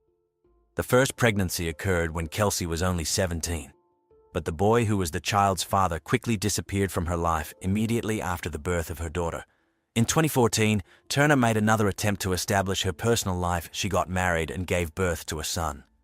But this marriage also broke up very quickly, leaving Kelsey a single mother with 2 children in her arms and a lot of debts. And so, yesterday she was a star of the network, and today she is a destitute, homeless woman who barely makes ends meet. It was probably at this moment of despair that she met Dr. Burchard. Having learned about Kelsey's difficult circumstances, Thomas offered to rent an apartment for her and the children for $3,000 a month. He not only paid the deposit, but also paid for housing for a whole year and gave money for daily expenses. And all this was from his own pocket, without demanding anything in return. Of course, such a gesture can be assessed in different ways. Some will see it as a manifestation of sincere mercy, others as another proof of the doctor's strange inclinations in relations with young women. But from the point of view of the investigation, the fact itself is important. A 71-year-old respected psychiatrist suddenly decided to sponsor the life of a failed model and her 2 children. Why? And wasn't it part of some kind of intricate manipulation on Kelsey's part? As it turned out later, Kelsey was far from the only young woman patronized by 71-year-old Dr. Burchard. There were a good dozen of them, and they all gladly took advantage of the generosity of the elderly psychiatrist. But it seems that even among them, Kelsey stood out with her special appetites. No one else demanded such exorbitant sums from Tom. Judy, of course, knew about her husband's charitable impulses, and he himself did not hide it. However, Tom's relationship with Kelsey was becoming increasingly tense. Despite the crazy money he gave her supposedly for the maintenance of children, the girl's appetites grew incessantly. On social networks, she flaunted photos from noisy parties in the company of friends and did not even think about changing her lifestyle. Judy finally came to her senses. Kelsey was shamelessly exploiting Tom's kindness, manipulating his feelings. She begged her husband to stop sponsoring the girl, but he had already managed to throw $300,000 down the drain. Every week, Kelsey received money from him for renting a home, refueling a car, and her own whims. And all these expenses instantly turned into drinking and partying. Even a saint would lose patience here. But for some reason, Tom also needed pressure from Judy to finally come to his senses and stop paying for Kelsey's dissolute life. He warned the landlord that he would give the money only for the next 3 months, and then let the girl manage on her own. Of course, Kelsey did not like this. She suddenly lost her main breadwinner. Her fury fell not only on Tom, but also on that bitch Judy, who, oh horror, dared to open her husband's eyes. In messages, the girl promised to kill her rival and included her in the blacklist. Feeling that Tom was moving away, Kelsey resorted to outright blackmail. She threatened to call the police and say that he was a pedophile, thereby ruining his career and reputation. A person frightened by scandal is easy prey for manipulators. Tom was afraid of gossip and condemnation, but luckily Judy was there to support him in the difficult moment. I must admit that even I, a seasoned cop, got the creeps from this story. It's hard to believe that a young girl can be so insidious and merciless, and all for the sake of easy money. After Thomas stopped paying the rent for Kelsey's apartment, she was evicted in November 2018. It would seem that their relationship should have ended there, but not at all. The girl continued to terrorize the elderly doctor with threats, and in the end, he agreed to give her money for the last time just to get rid of her forever. Kelsey told Tom a sad story that social services had taken away her daughter, and now she wants to leave the city. In December 2018, she moved to Las Vegas, Nevada. At that time, Thomas decided to stop all communication with her. But Kelsey herself did not waste time. Barely arriving in Vegas, she met some Greg, and right after Christmas, they started living together. However, the relationship of this couple was, to put it mildly, turbulent. The police visited their home several times because of domestic violence, and Greg was even arrested. But Kelsey did not grieve alone for long. Already in February 2019, she found herself a new boyfriend, John Logan Kenninson, an extremely dubious personality. He had just been released from prison, where he was serving a sentence for drug distribution, and immediately occupied Kelsey's home. And then Dr. Burchard, who was in Vegas at a medical conference at the time, behaved extremely strangely. Despite all of Kelsey's previous threats, he met with her. Excuse me, I can't help but add, but don't all Trump supporters always want to go back to the way things used to be? A coincidence? I don't think so. It seems that the elderly man simply could not erase the girl from his life. Upon returning to California, he began to help her again, this time with money. And all because Kelsey wrote to him that her new roommate was beating her and begged for help for herself and her son. Thomas, of course, became seriously alarmed. But he decided not to tell Judy the truth. He lied that he was going to some magic show. On March 1, 2019, he flew to Las Vegas to see with his own eyes what was happening to Kelsey. It turned out that the girl lives in the house not only with her son and a sadist roommate. They also had a tenant, a certain Diana Pena, a 30-year-old waitress. She lived for free in exchange for babysitting Kelsey's son.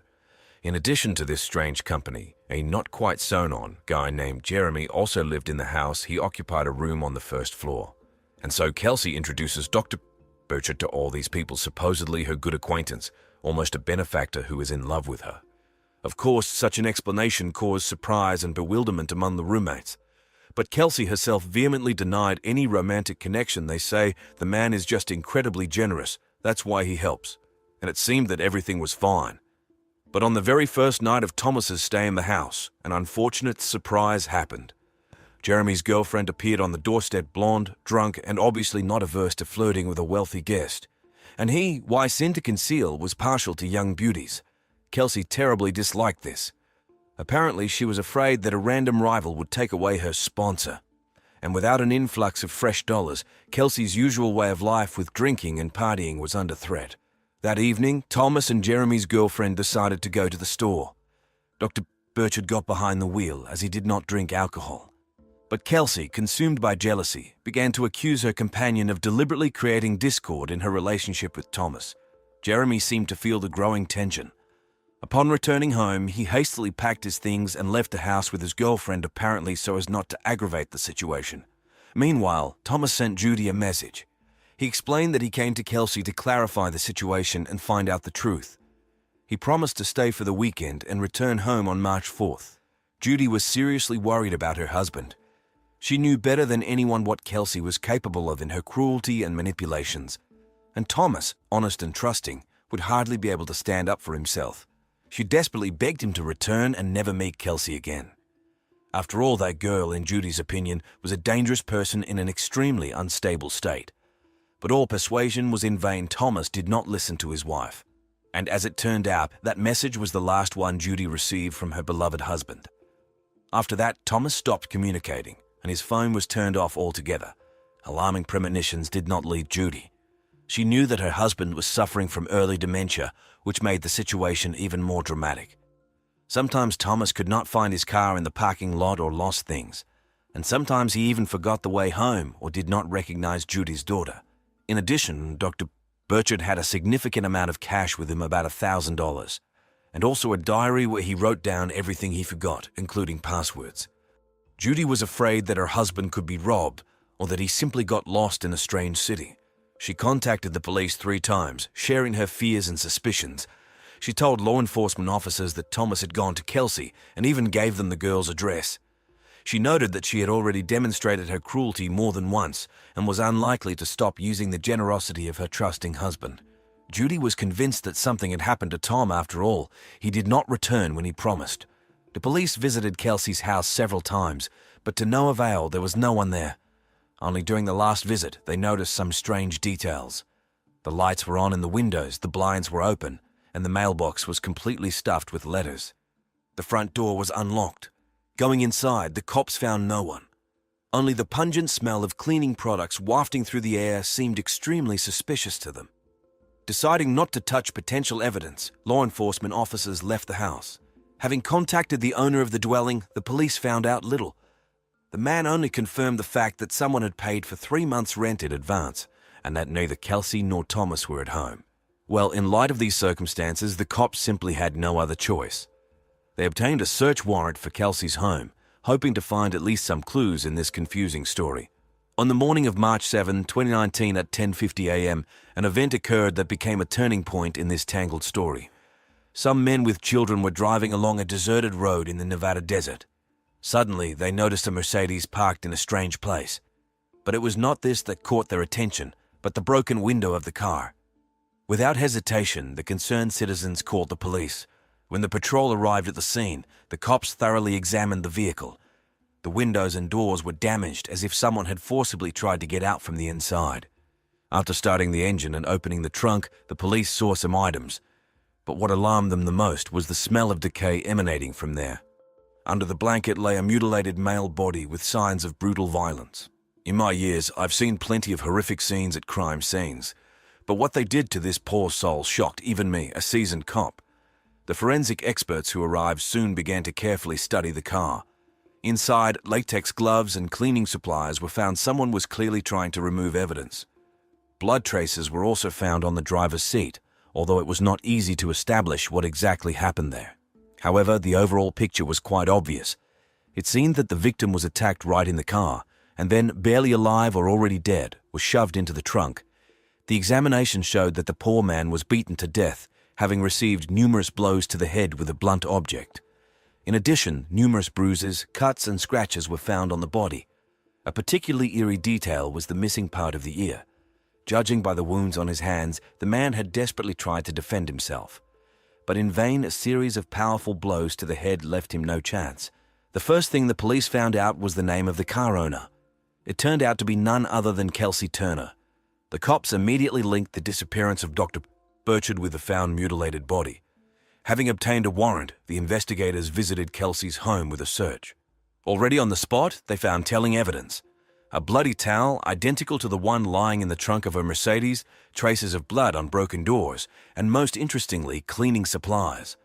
It seemed as if someone had desperately tried to wipe the bloody stains off the floor. On March 15, the police finally received permission to arrest the main suspect.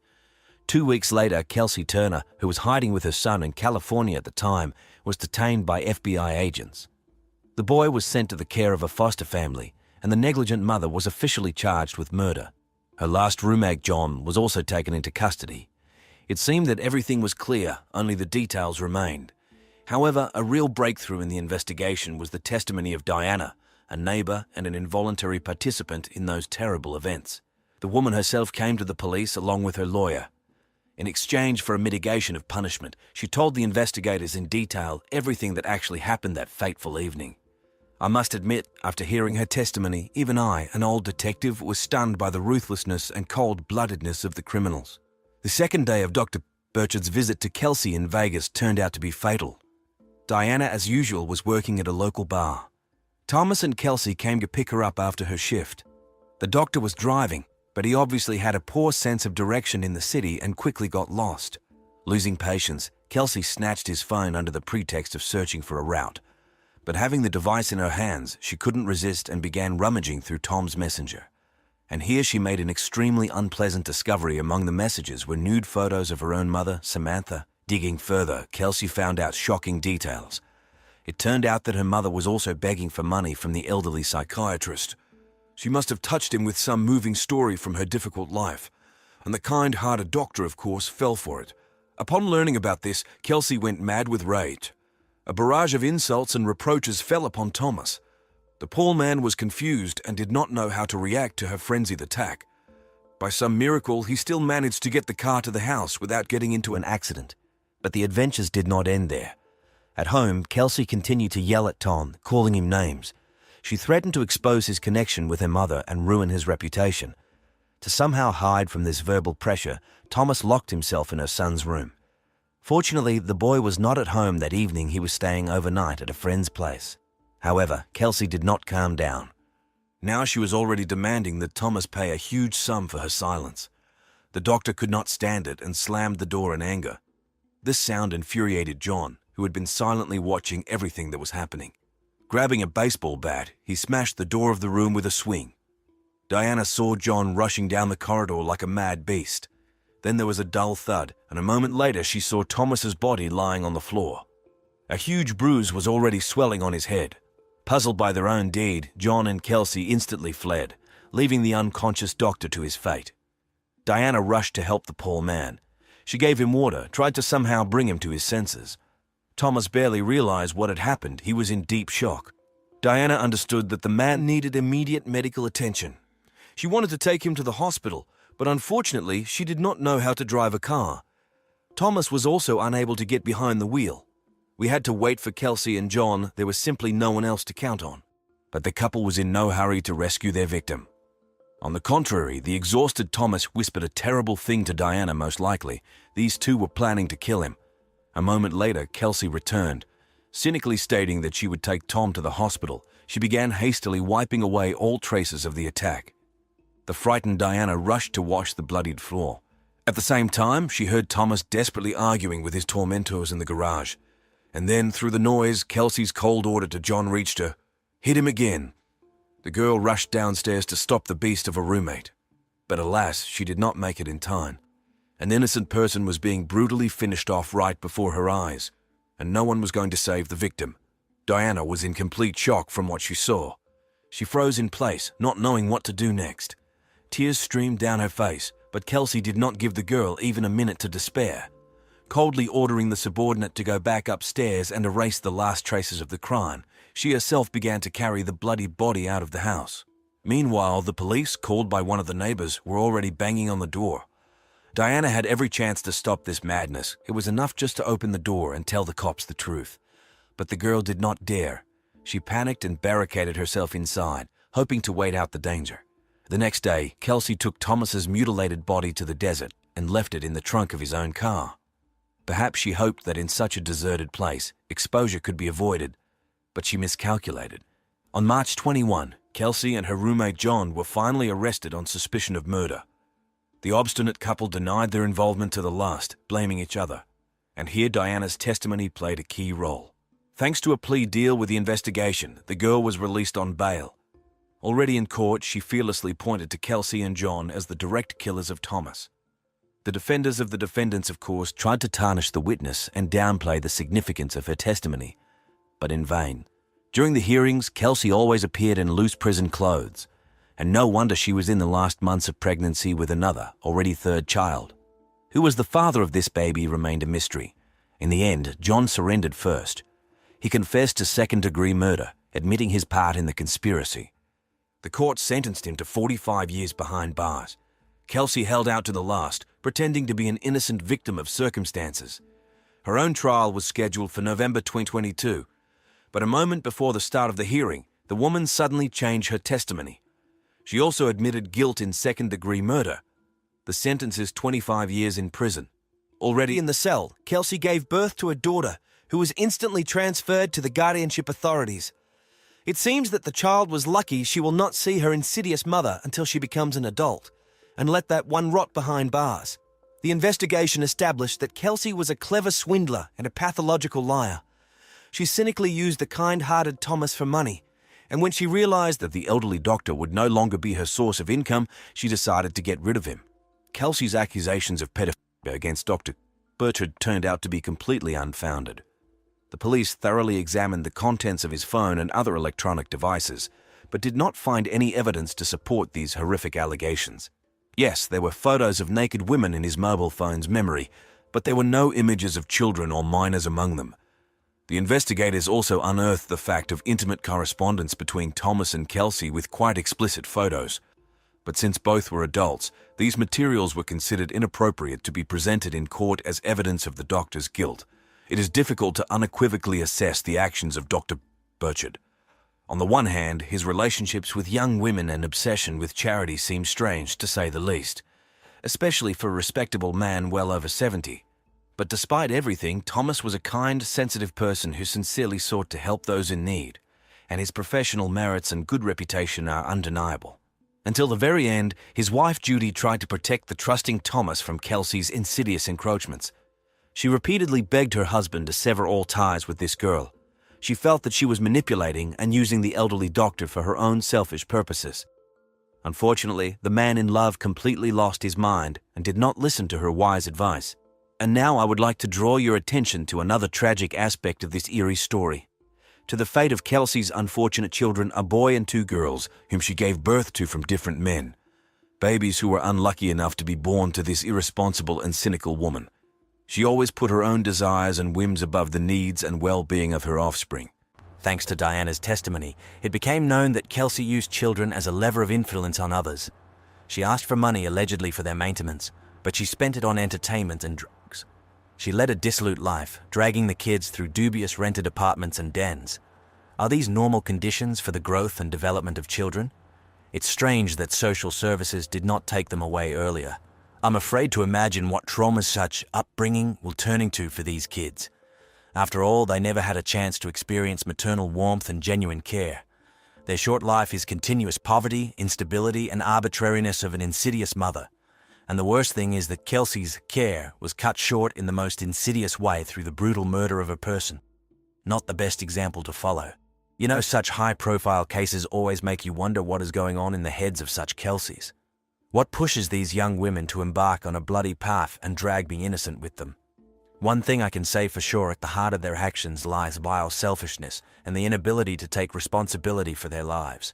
They are not ready to be mothers, but they give birth to children.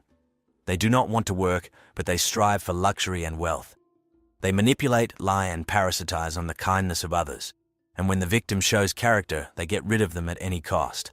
Thinking about Kelsey Turner, I can't get rid of the feeling of bitterness and disappointment. This woman is a prime example of what a mother should not be. She completely forgot about her most important duty to take care of the well-being and safety of her own children. Instead of creating a stable and loving environment for them, Kelsey turned the lives of her offspring into complete chaos. She dragged them through various boyfriends and dubious dwellings, while she herself was drinking and using drugs at this time. The kids lived in an atmosphere of constant fear, neglect, and deprivation. But even this did not prompt the negligent mother to come to her senses and change her behavior. She continued to make irresponsible decisions, obeying only her own impulsive desires, and she used the children as a lever for pressure and manipulation of others, including Dr. Burchett. Tragically, in the end, even Judy could not protect the poor kids from the devastating influence of their mother. Social services also lacked the determination to take them out of the toxic environment. One can only imagine what traumas and complexes such upbringing inflicted on them for life. In this bloody drama, Dr. Thomas Burchard found himself a hostage to his own good intentions. Despite some controversial traits of his personality, he was a kind and sensitive person who sincerely sought to help those in need. He did not deserve such a cruel and untimely death at the hands of an insidious fraudster whom he unreservedly trusted. This case has become a chilling confirmation of the old truth. Sometimes excessive kindness, generosity, and trust turn against the benefactor himself. Not everyone who reaches out for help is guided by pure thoughts. Some, like Kelsey, only need money and the opportunity to parasitize on other people's resources. Of course, it's easy to judge the victim from the height of lived years and one's own experience, like it was necessary to think with your head, not your heart. Do not succumb to the manipulation and threats of a scammer. But Thomas, it seems, simply could not do otherwise. His humanity, sincerity, and compassion for the disadvantaged became both his greatest virtue and his fatal mistake. Now we can only hope that Kelsey's orphan children will find comfort in a new loving family, that some kind people will take them under their wing and give them the peace, comfort, and care that these babies have been deprived of since birth. Perhaps this will somewhat compensate them for the traumatic past and help them grow into worthy individuals. As for Dr. Thomas Burchard, he will undoubtedly remain forever in the memory of those he managed to help during his lifetime. His bright soul, selflessness, and desire to give good will definitely not be forgotten. And although these amazing qualities eventually ruined Thomas, they also turned him into a real guardian angel for many unfortunate and disadvantaged people. They say that true kindness does not need gratitude or recognition. It does not expect anything in return, but simply does the right thing at the call of the heart. Probably this is exactly what our deceased doctor was, a generous soul in a soulless world of human cruelty and self-interest. And although his earthly path ended too early and tragically, I want to believe that there, in the afterlife, Thomas finally found the peace and love that he sometimes lacked during his lifetime. And we, the cops, will just do our job. We will punish the guilty so that the death of this bright man is not in vain. It's hard to put an end to such high-profile cases, because despite the arrests and trials, some bitter injustice remains, as if evil once again prevailed, and we again could not prevent a bloody denouement. But despite everything, I believe that every good deed, every rescue, and every punished abomination makes this world at least a little better and safer. And even if we are not given to eradicate all the evil, at least we do not allow it to prevail completely. The story of Dr. Burchard will become another sad, but important brick in the wall of human memory. A warning for some and an inspiration for others. A reminder that evil is always near, but good does not disappear either. The main thing is not to lose humanity and compassion, even in the face of the most terrible trials.